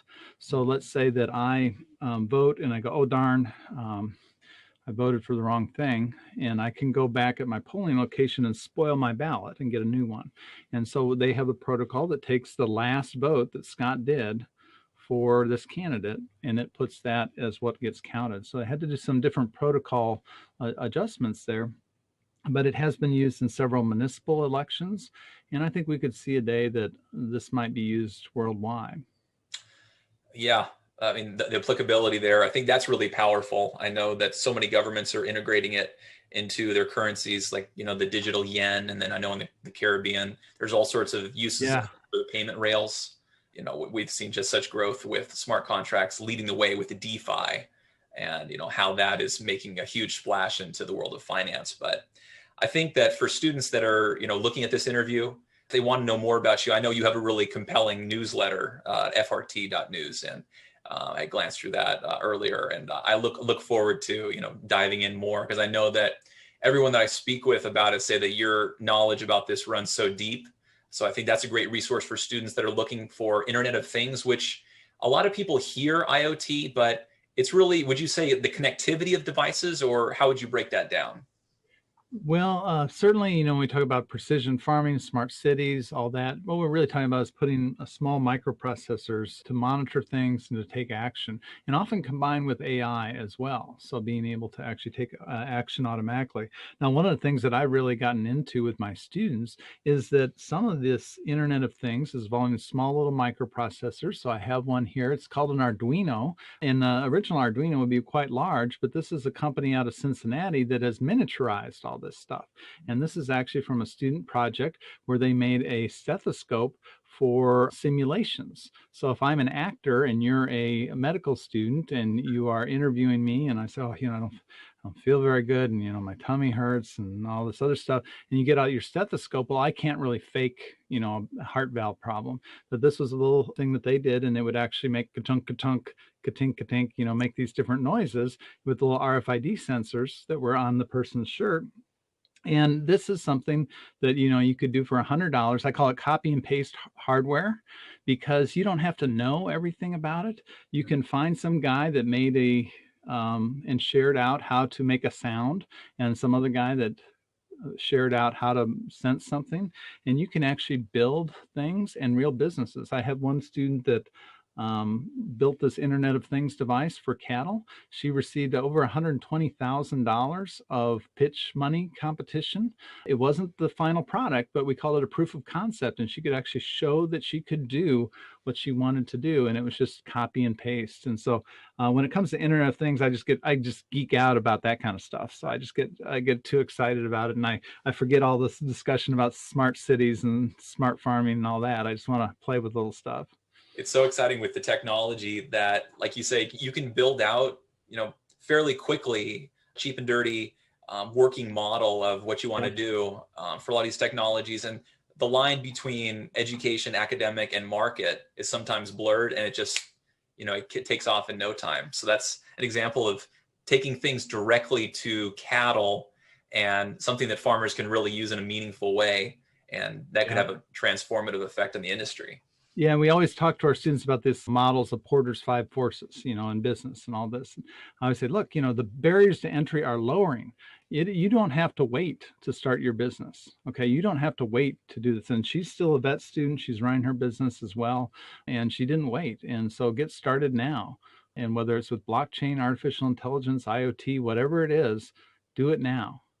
Yeah, and I think that what a lot of people feel like it's coming at them so quickly. So you have learnabout.ai where you kind of walk people through and say what exactly is going on as far as what you're seeing. And then that's like a good resource. And then what popular mechanics and like, how do you find like what's coming in terms of AI? Yeah, there's a lot of conferences. I was actually attending a conference in Riyadh from my basement here this past week, and it was all about AI for social good or AI for global good. And there's about 20,000 people, I think, that were attending remotely. And so this COVID has helped us in some ways that I couldn't afford to fly to Riyadh or take off the time. But I have to get up at 5 a.m. to get the conference because of the time difference. But there's lots of opportunities out there. There's lots of local groups, lots of interest groups. I know certainly around Bitcoin and blockchain, there's a lot of developers in any major city.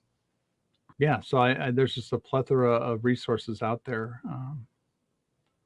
Yeah, wherever you are, I think that the access to even these meetups for whatever your specialized interest is, now with everyone being virtual, you don't have to be limited by your geographics. Yeah, in terms of information, check out that newsletter, check out that site. And I really appreciate having you as a guest today. And I think that we'll be hearing a lot more in terms of AI in the future, and I'm excited to hear your commentary on it in the future as well. Oh, well, thanks so much for having me. I really enjoyed it. Thanks a lot. Today we have a special guest talking with Russell LaCour. He's well known in the Los Angeles area.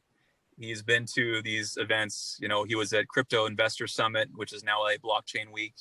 He's on the main stage back then with some heavy hitters talking about Bitcoin, talking about what was going on way back when it was sub 10,000 and people were still on the uptake.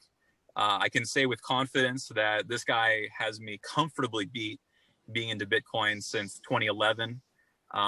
And then, people that I know in the Los Angeles ecosystem and traders that I respect know of his platform and know that he's bringing some knowledge bombs to the Bitcoin ecosystem. So I'll just say, how's it going, Russell? Thank you so much for your kind intro. It's going great. I'm excited to be here today and talk a little bit about Bitcoin and algorithms and, not only what we do, but, how algorithms can help you as a trader or as an individual in this market, how the innovations in our ecosystem are more or less very bullish for Bitcoin. Everything going on in Bitcoin right now is very bullish. We were just talking about GameStop a little bit before. And the ability for people to now move into this market and see the need for a decentralized financial ecosystem, for decentralized exchanges. It's an exciting time to be alive and to be a part of this space. So thanks for having me on. My pleasure. Yeah, I know that more and more platforms like FTX, they're trying to figure out ways to introduce people to like algorithmic or more complicated trades that use different variables. But I remember, I guess it would have been 2 years ago on the main stage. Yeah, you were dropping those knowledge bombs and clearly showed to the audience several hundred people, essentially what some of the fundamentals are. So how would you, for someone that knows a little bit about Bitcoin but doesn't really know it on the high level, using variables, what is that it essentially that you do? So there's two main things when we look at trading. So like we do algorithmic trading. The best way to think about it is like, I'm not clicking a button to say buy or sell something. I've actually have code that's executing whether it should buy or sell, and it's actively managing a portfolio of assets. So for us, we're actually denominated in Bitcoin and Ethereum. So we're actually actively trying to make more Bitcoin and more Ethereum rather than a normal algorithmic fund, let's say in the stock market, that's actively trying to make more US dollars. So for us, there's really two ways that you can look at algorithmic trading. I'll start with the simplest way to understand it, and it's that an algorithmic trader is basically a service provider to the market. You are saying that I'm willing to buy and willing to sell at the same time and providing liquidity for people to get in and out of their position. So that's called a market maker. And a lot of people talk about market makers like they're manipulating the market or whatever it is. But for the most part, a lot of market makers are just trying to make a little bit of money by providing you the opportunity to market sell your favorite shitcoin or whatever you want to do. So really, we do a lot of kind of liquidity providing is what I would call it, where we're either providing liquidity to someone who wants to borrow or someone who wants to sell or buy. And then on the other end of algorithmic trading, you might be taking a more probabilistic stance. So it's like you bought Bitcoin because you thought it was going to go up. So you could write an algorithm that based on some set of criteria would buy or sell because they think it's going to go up. So I started out thinking that I could trade the stock market. This was about I feel old. It's probably 7 or 8 years ago now. But I very quickly lost all my money and realized like I have too many emotions and these emotions are getting in the way of making good trading decisions. And so I was a software engineer by trade, and I realized, okay, I shouldn't be trying to make decisions that I can mathematically define. And so from there, I began to automate my portfolio, so to speak. And, things have just kind of rolled uphill, or if you want to call it downhill from there. And then we ended up here. It seems like a lot of the whales that come in and out are using the bots in some capacity. Absolutely. It seems like, I use FTX and some other platforms, but it's like, if you're a trader, you would want movements to be swift and aggressive. And I think a lot of these platforms that are doing that essentially rely upon bots. Do you feel like institutional traders exclusively use bots, or is it something that when you got started with it, like you were one of the first few and you had to introduce people to bots, or how did algorithmic trading kind of enter into the crypto ecosystem? That's an interesting question. Well, we'll start with like the beautiful thing about crypto is that it's actually tech native. So a lot of the OG traders were also developers that were algorithmic developers. And one of the things when I first went down the algorithmic rabbit hole is that people have been doing this kind of stuff and very advanced, like insanely advanced algorithmic trading for 20, 30 years in the stock market. Like this is nothing new. And those people are managing billions, if not trillions of dollars in the market. And like you said, it's actually very easy now. And there's a company called 3 Commas that does it. And there's many other platforms that an institutional trader can pay, $30 a month and set up every hour I'm going to buy, $1,000 worth of Bitcoin. And so see these funds that want to get, let's say, a $10 million position, nobody's going to go market buy a $10 million if that's their whole position. They're going to go in slowly over time, get an average cost, because it's such an emotional thing to just, now's the time that I want to buy, Like we saw it with Michael Saylor, what he purchased over $1 billion worth of Bitcoin over a period of time. You can't market buy $1 billion worth of Bitcoin. I don't think there's many things in the world that you could market buy $1 billion worth of. Yeah, I think what's most interesting about the GameStop angles, we learn a little bit about how Robinhood and some other places will sell order flow and like offer the ability to like front load for a certain amount of the denomination. So it seems like these, as you say, like the high frequency bettors or Mhm. the bots that orchestrate whatever the betting philosophy of that hedge fund might be, or that family office, and Yep. then kind of see it through in a dispassionate way, so they don't get kind of emotional about it. Exactly. It seems like, just in my own experience being wrecked many times over, that taking the emotions out of it and then just leading with your philosophy is kind of the best way to go. Mhm. Has that been kind of the core belief behind like investment at your place? Because I know you guys have scaled up nicely over the years. Yeah, when we first started, see, like you said, I've been mining Bitcoin since 2011, and when I, I'll give my backstory very briefly because it's much longer than I wish. So I was doing a lot of software development, and I was just kind of fed up with it. I was building products that the world didn't need, and so I ended up finding myself in India, just searching for the meaning of life. And while I was there was actually when Bitcoin was running to 18-20,000 the first time.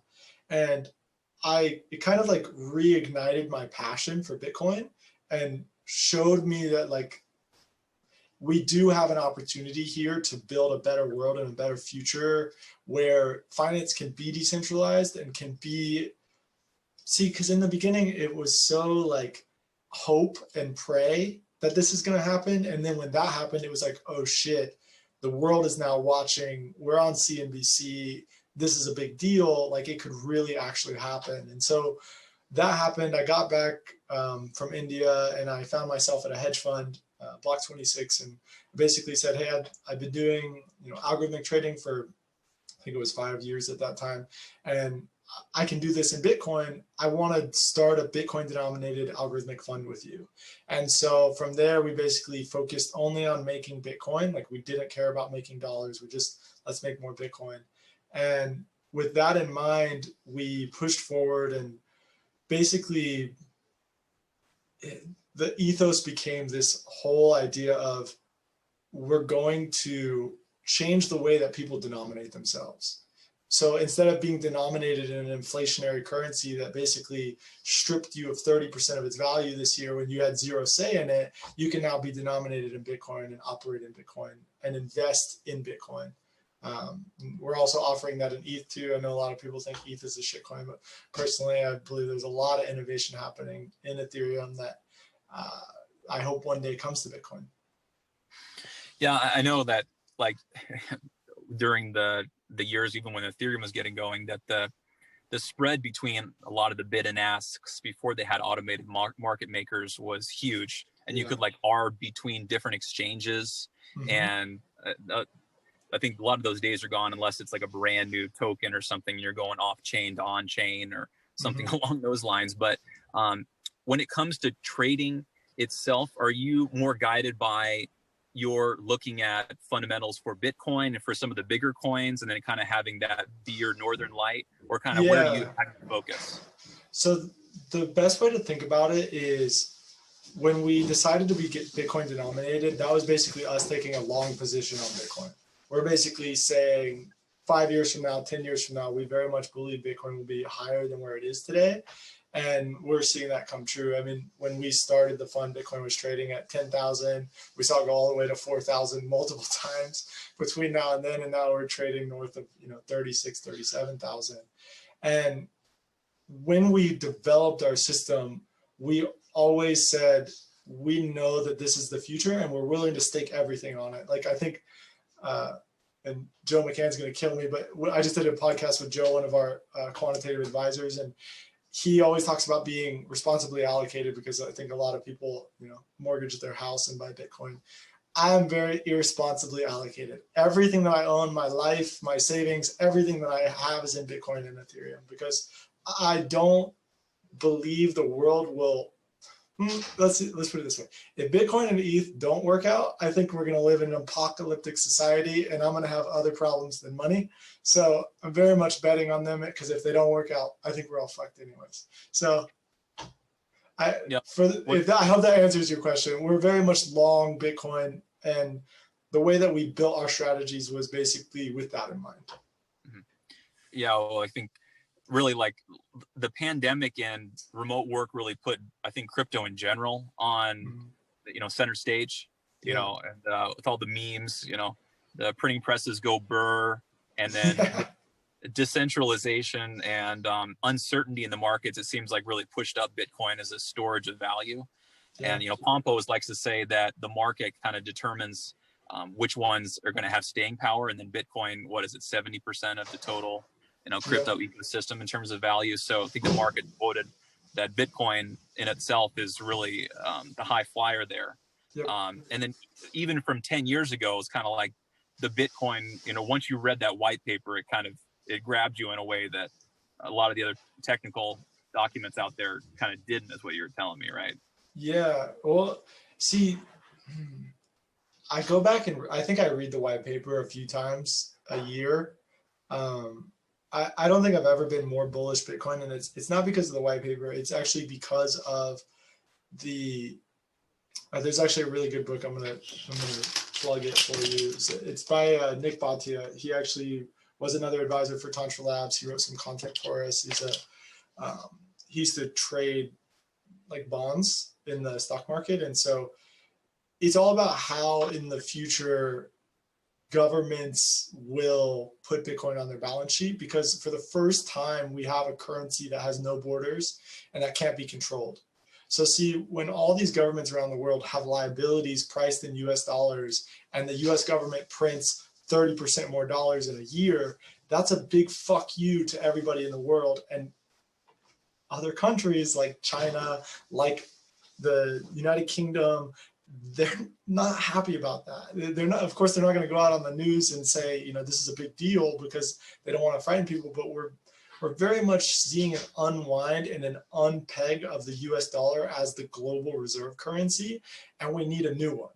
And it's going to be a very hard argument for any government to say, oh, we should use the yuan over the US dollar versus a more decentralized one. And this isn't something that necessarily is going to happen overnight. It very much might take a few decades to get to this point.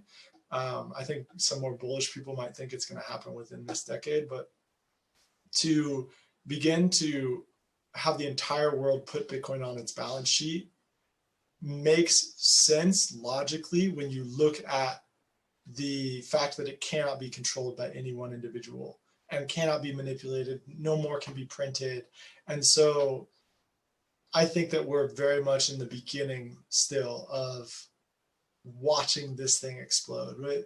We're so early, and I think a lot of, like, again, GameStop being a perfect example, a lot of the use cases of cryptocurrency and Bitcoin are really coming to surface now. We saw it in 2020 with the amount of money that was printed. Now we see it with the amount of oversight and overreach that's happening in the financial markets.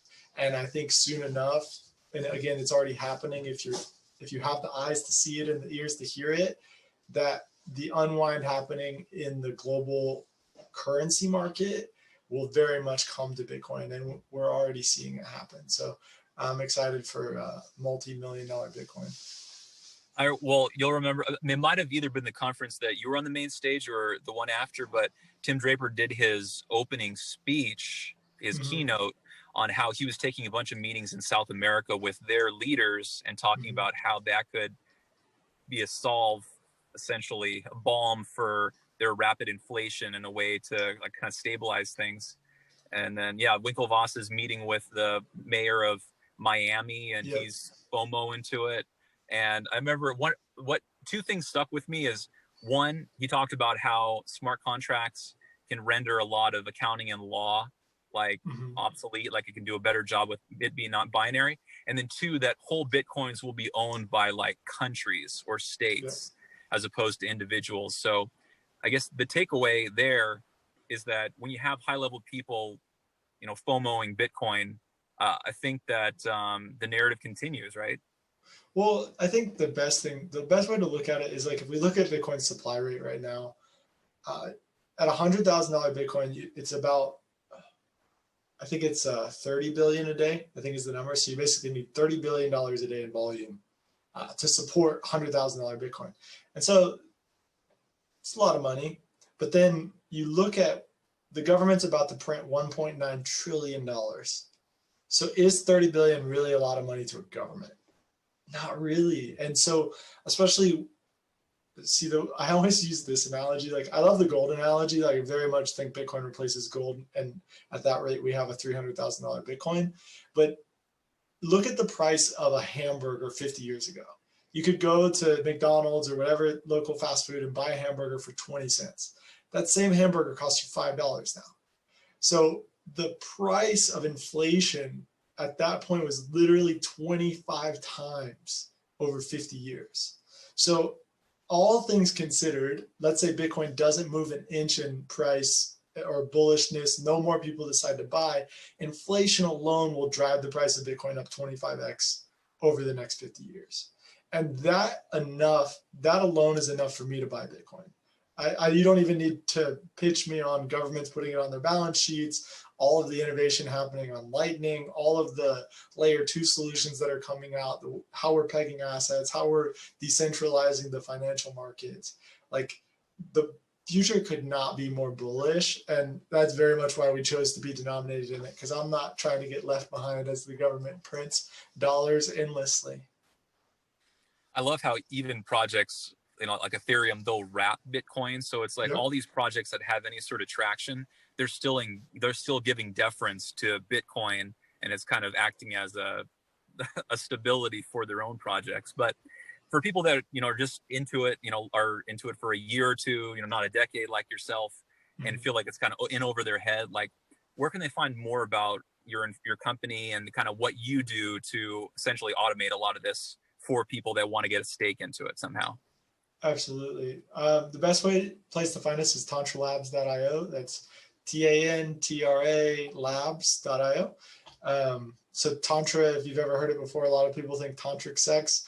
Tantra is a technology. So we named our company this because we're a technology company, and we're trying to build technology for finance that helps people basically be denominated in a new asset.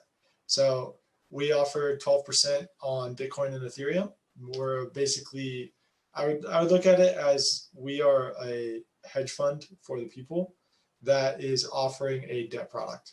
So because of the financial regulations in the United States, we decided to go with a debt product, because it's not easy for you to just give someone money in the United States unless you're an accredited investor with millions of dollars. And so we were serving them for 2 years, and we decided we wanted to open up to allow more people in, allow more people to get exposure to Bitcoin upside, more than just the dollar amount, but actually to earn more Bitcoin. And that 12% is denominated in BTC on the other side as well? Yeah, so you'll earn 12% in Bitcoin no matter what happens. So Bitcoin goes up to 100,000, you'll have 12% more Bitcoin. If we also offer it on ETH, so ETH goes to 10,000, you'll also have 10% more ETH. And yeah, it's fun. It's fun to watch that.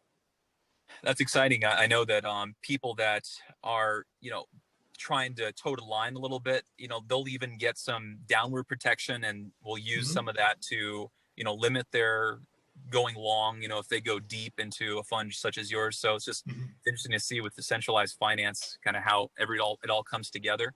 But and it's great that shops like yourself will cater to the individual investor, where in Greenwich and Southampton, less one-on-one to these types of sophisticated trading that your experience has made commonplace for your firm. So I appreciate you being on the show. And then, people Absolutely. be sure to check out Russell's company and Bitcoin all the way. Yes, all the way. Thank you so much, Rob. Thanks for having me. Have a great day. Hey guys, Altcoin author. So if you're anything like me, you're into blockchain for the technology.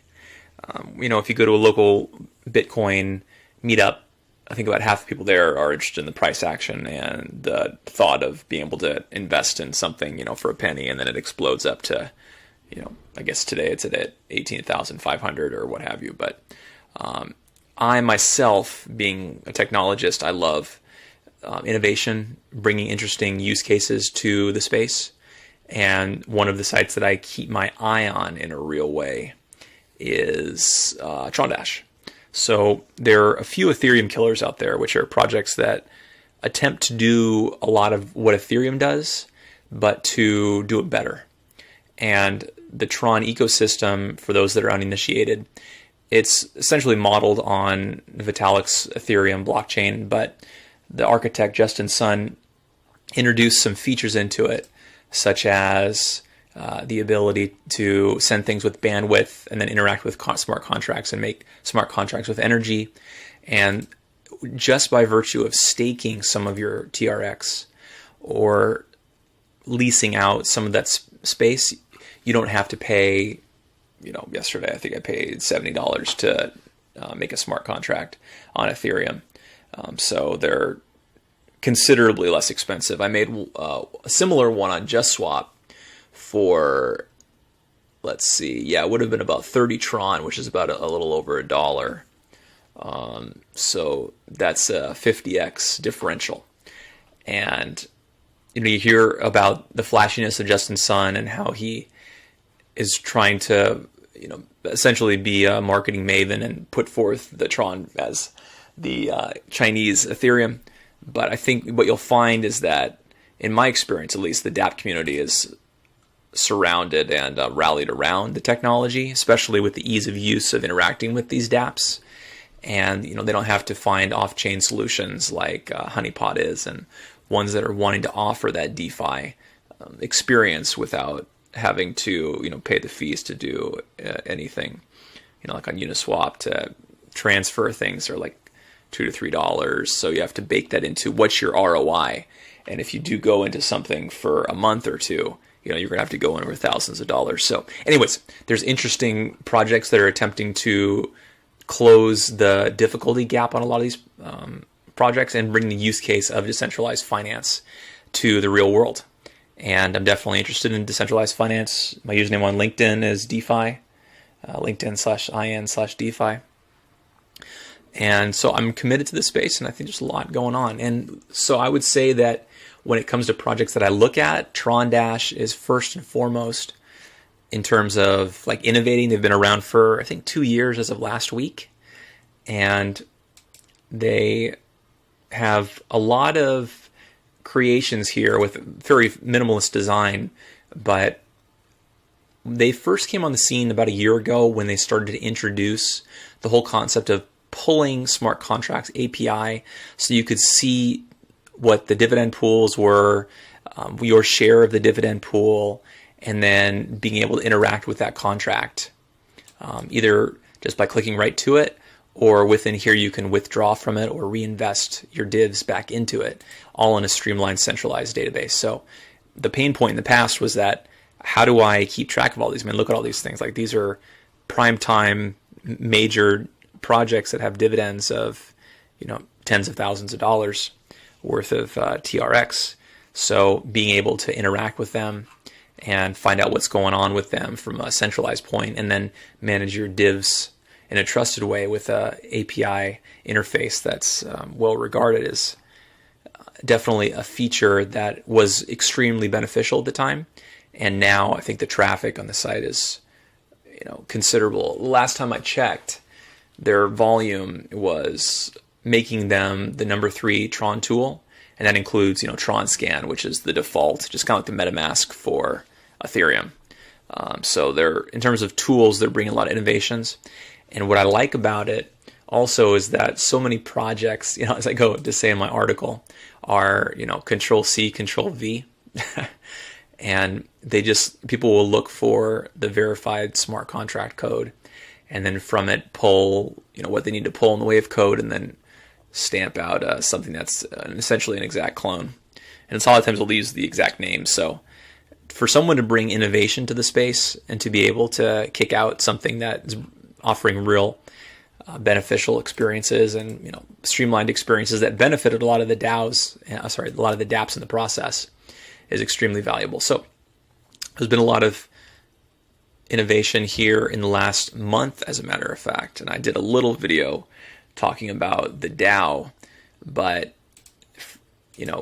we've had this for a while. And before, I think Uniswap, before a lot of these solutions, the Tron Dash project was bringing about this way that you would be able to stake your tokens and then take them out at any time.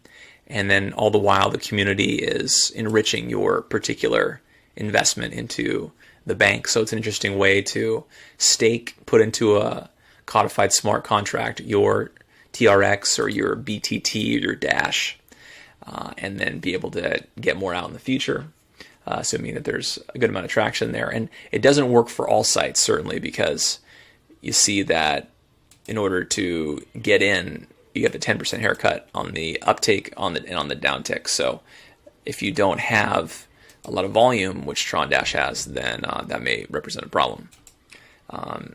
But these have gone swimmingly well.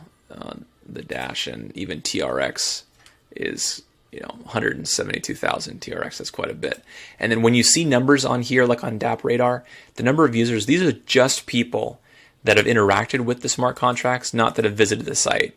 I mean, if they're having this amount of users that are interacting with the smart contracts, their daily traffic has got to be well over 1,000, which doesn't sound like a lot in the context of the whole internet where there's like billions of traffic. But with a small ecosystem, 1,000 traffic would, take it to the top 10 of all Tron, dApps, essentially. And it does fluctuate on a day-to-day basis based on promotions people are running or any kind of traffic that they're buying. But that is an interesting kind of way to look at it, that with a small ecosystem, even a little bit of traffic represents considerable influence in the space. So this is a big one. We have a Uniswap V2 type pool that will assign TDD LP, so limited partnership in TDD. So what you do here is you throw in, and it puts it in at parity, your TRX versus your TDD.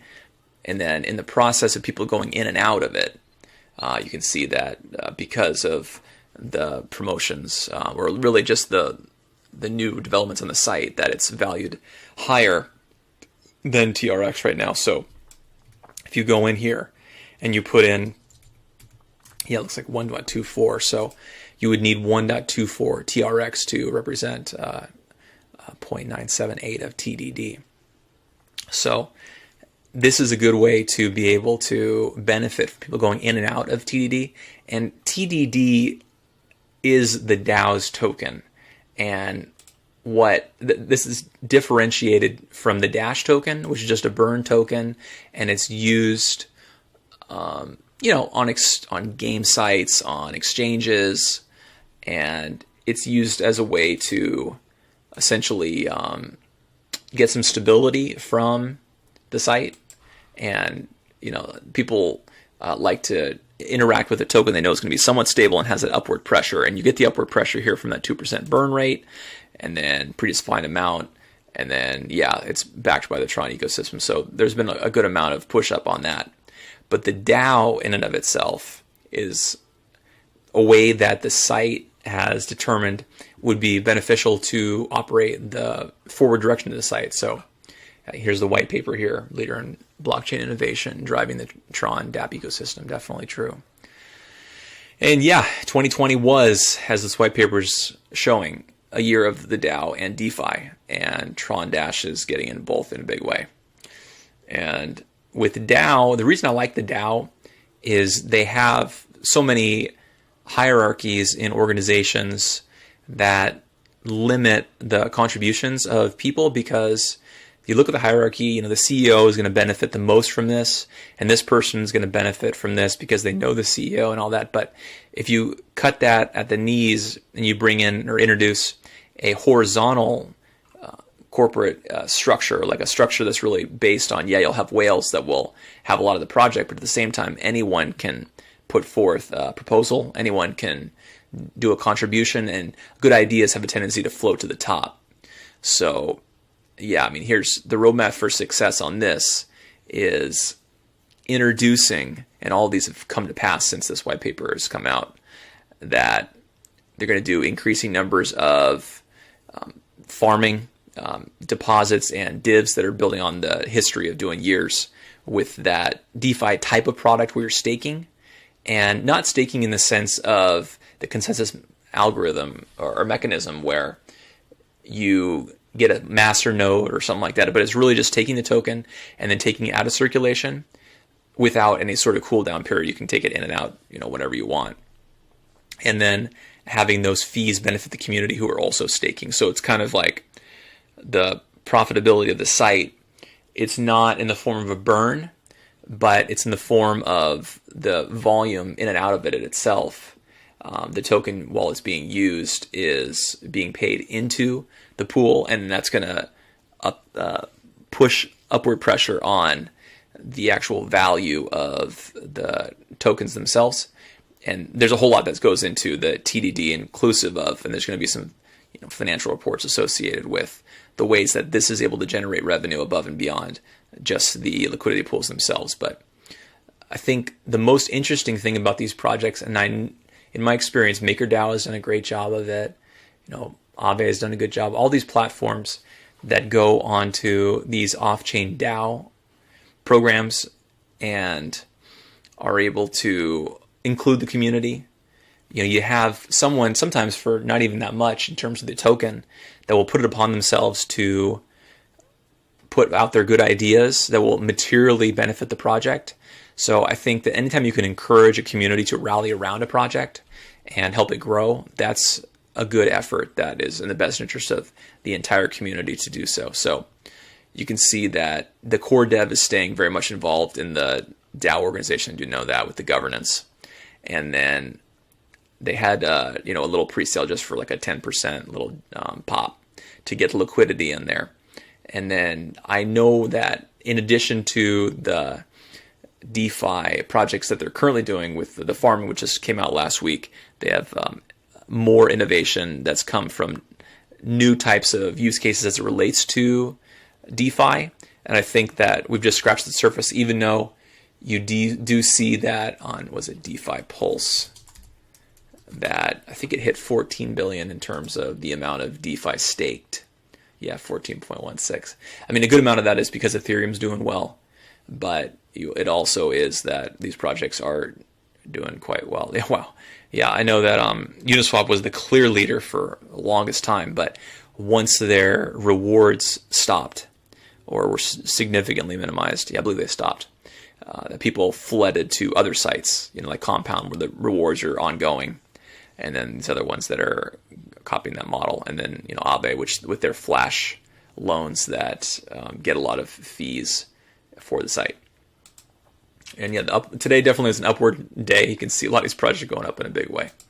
But yeah, and then in the white paper, they're talking a little bit about the history of it, the pools themselves, how it's structured, the proposals, horizontal organizational structure, yeah. And then the number of people that hold 11,000 Tron users, which again, I think last time I checked, the number of actual active wallets on the Tron ecosystem that were doing any sort of activity on a daily basis with Tron Link is pretty low. So that's a sizable number that, gives them the number 3 tool by monthly users, and definitely top 25. That would, I think, in the last couple of days be up, maybe top 15, top 10. And then always a lot of good press from people that are talking about the project. Volume is, quite there. It's the nice thing about when I look at a project is I'm looking for consistency. So you can see here, this goes all the way back to, well before COVID. And what's the consistency? Well, we're having a good number of users throughout this whole deal. So, these are on a daily basis. The volume is 18,000 Tron, 43 transactions, 20 users. And this was 2 days before Christmas last year. So many of these projects are, SushiSwap started, gained, billions in staking, and then was done and, exited by the chef, I guess you would call him, in like 14 days. So many of these are so new that it's refreshing to have a project that has like some amount of longevity. And that's what I really look for before I start getting involved in a project in any way. And then also look at, let's talk about the balance. It's like, okay, I want to see thousands of dollars, because anyone will put into a HIP, as they say, or a high anticipated earnings contract just to see if it like 10x's or 100x's. But if you're talking a good number of balances, then it's like, okay, people feel, and you're voting with your Tron, right, or your money. What's the stability of this project, and is it solid enough that I'm willing to risk some of my Tron in the process of, watching it do well and kind of waiting on to see the success it has. So, what they are is they're automated market maker tools, and you get, when you actually interface into some of these contracts, is you will get a TDD LP, and then you can have that in your wallet, and then there's no ambiguity about, did I stake into the pool, or I know you could, if you wanted to, sell that directly or get that on some exchange, but yeah, you can see that since then they've already been listed on JustSwap. So, and yeah, the pre-sale obviously did quite well with 1 million TDD being sold. So this is it's a cool interface that's based on Uniswaps that Justin Sun put together. But yeah, you have very clear and transparently put the amount of contracts that are being, or the amount of transactions that are being done, and people getting in and out of it. And then all the while that this is being done, the fees are being generated for the user that comes in. And that will serve to expand the pool tokens and the TRX. So the combination of these two. And your representative pair of that stays roughly the same.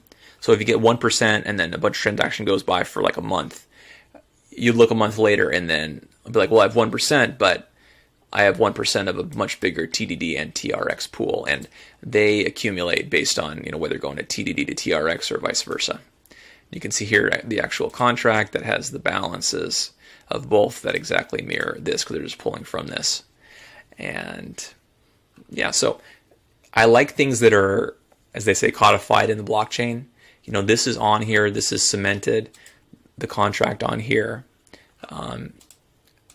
Everything is transparent for you to see, and you can see everything going in, going out, the numbers. Now, I like transparency. I think that in every area of life, I think transparency is the way to go. I even think that, like, for salaries, I think the service that Glassdoor and other sites have for transparency of, am I earning what I should be earning, and the corporate culture for that to not be allowed to be disclosed, I think is not the best. So I like resources that are at all costs transparent.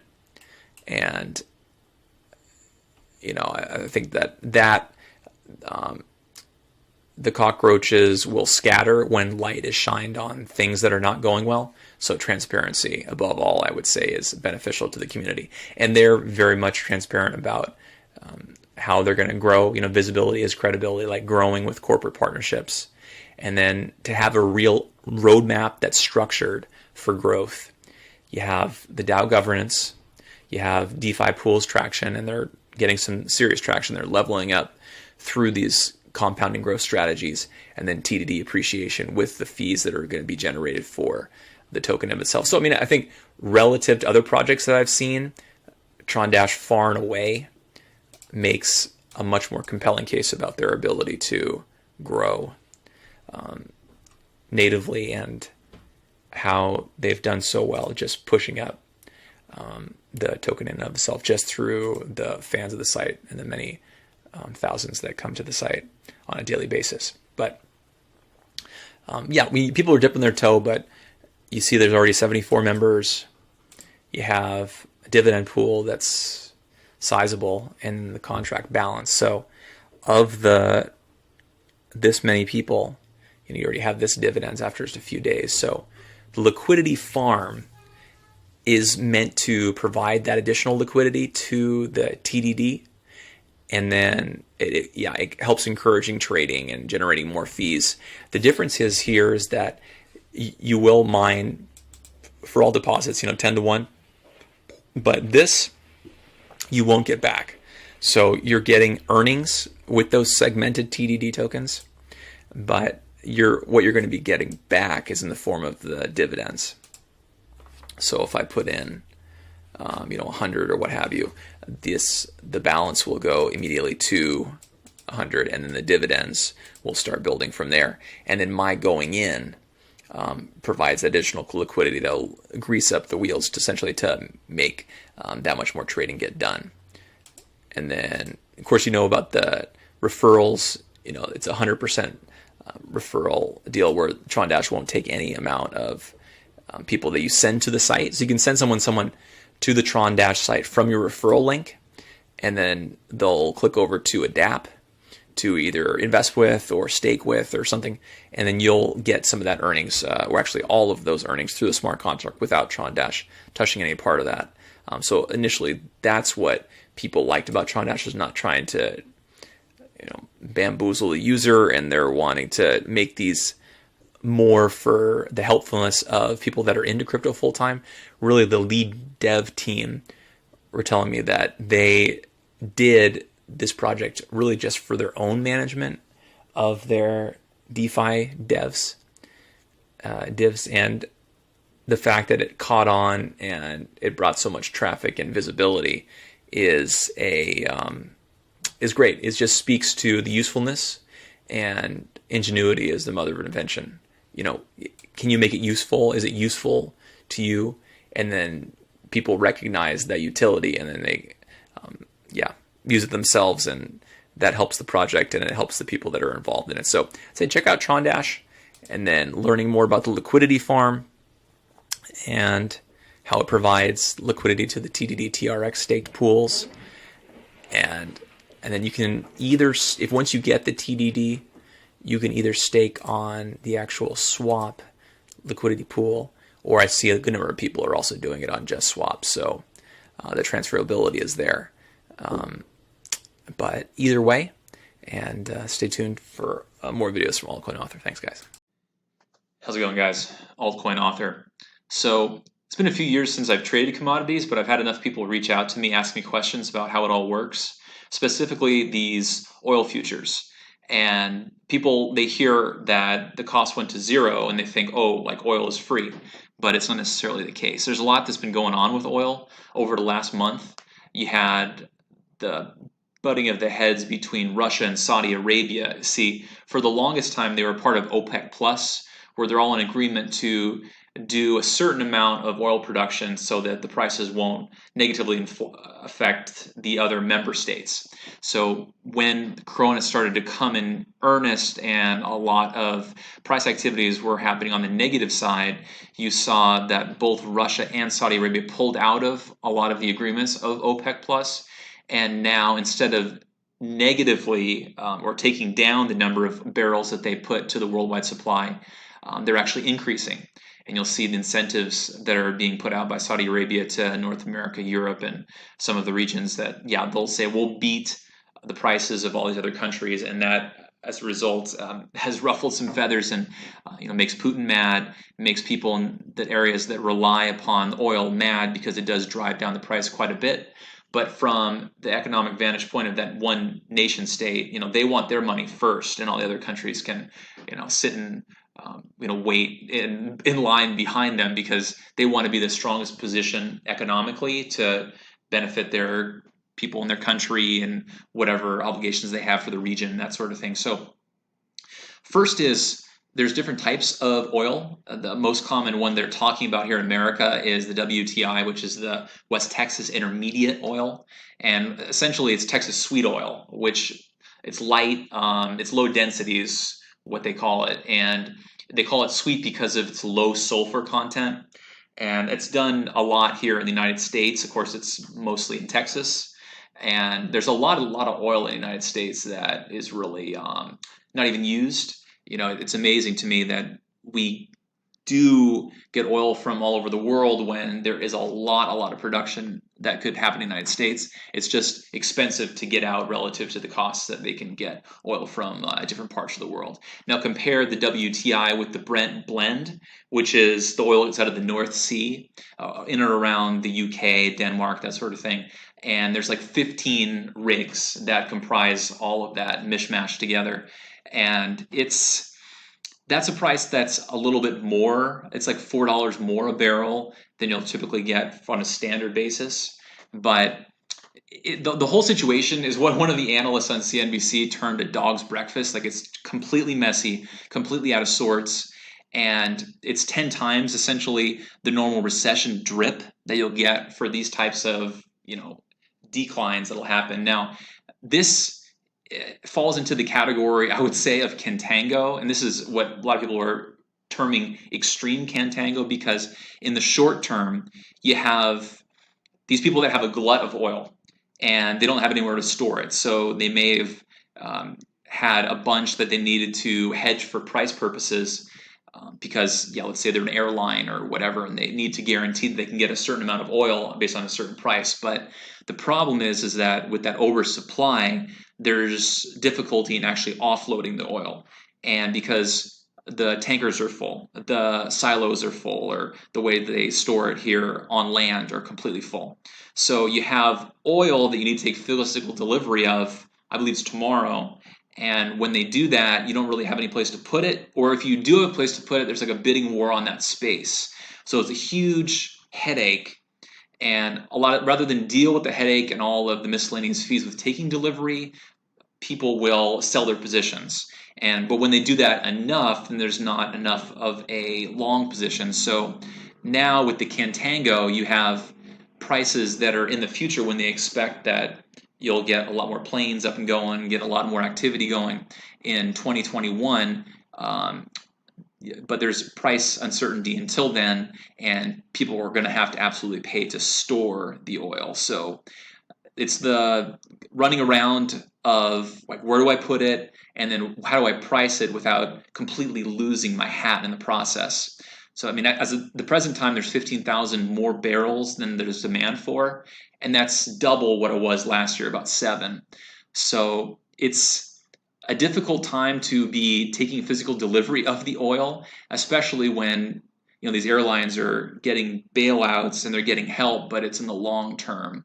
So the confluence of the problems with OPEC, Saudi Arabia, Russia, and then the corona, and then travel industry being shot to nothing, and then the bailout helping certain people in certain industries. It was supposed to go to a lot of restaurants and small businesses, but it ended up going to a lot of construction and other businesses. So the whole confluence has made it such that, prices are going to down 36%, as you see on the graph here, in one day.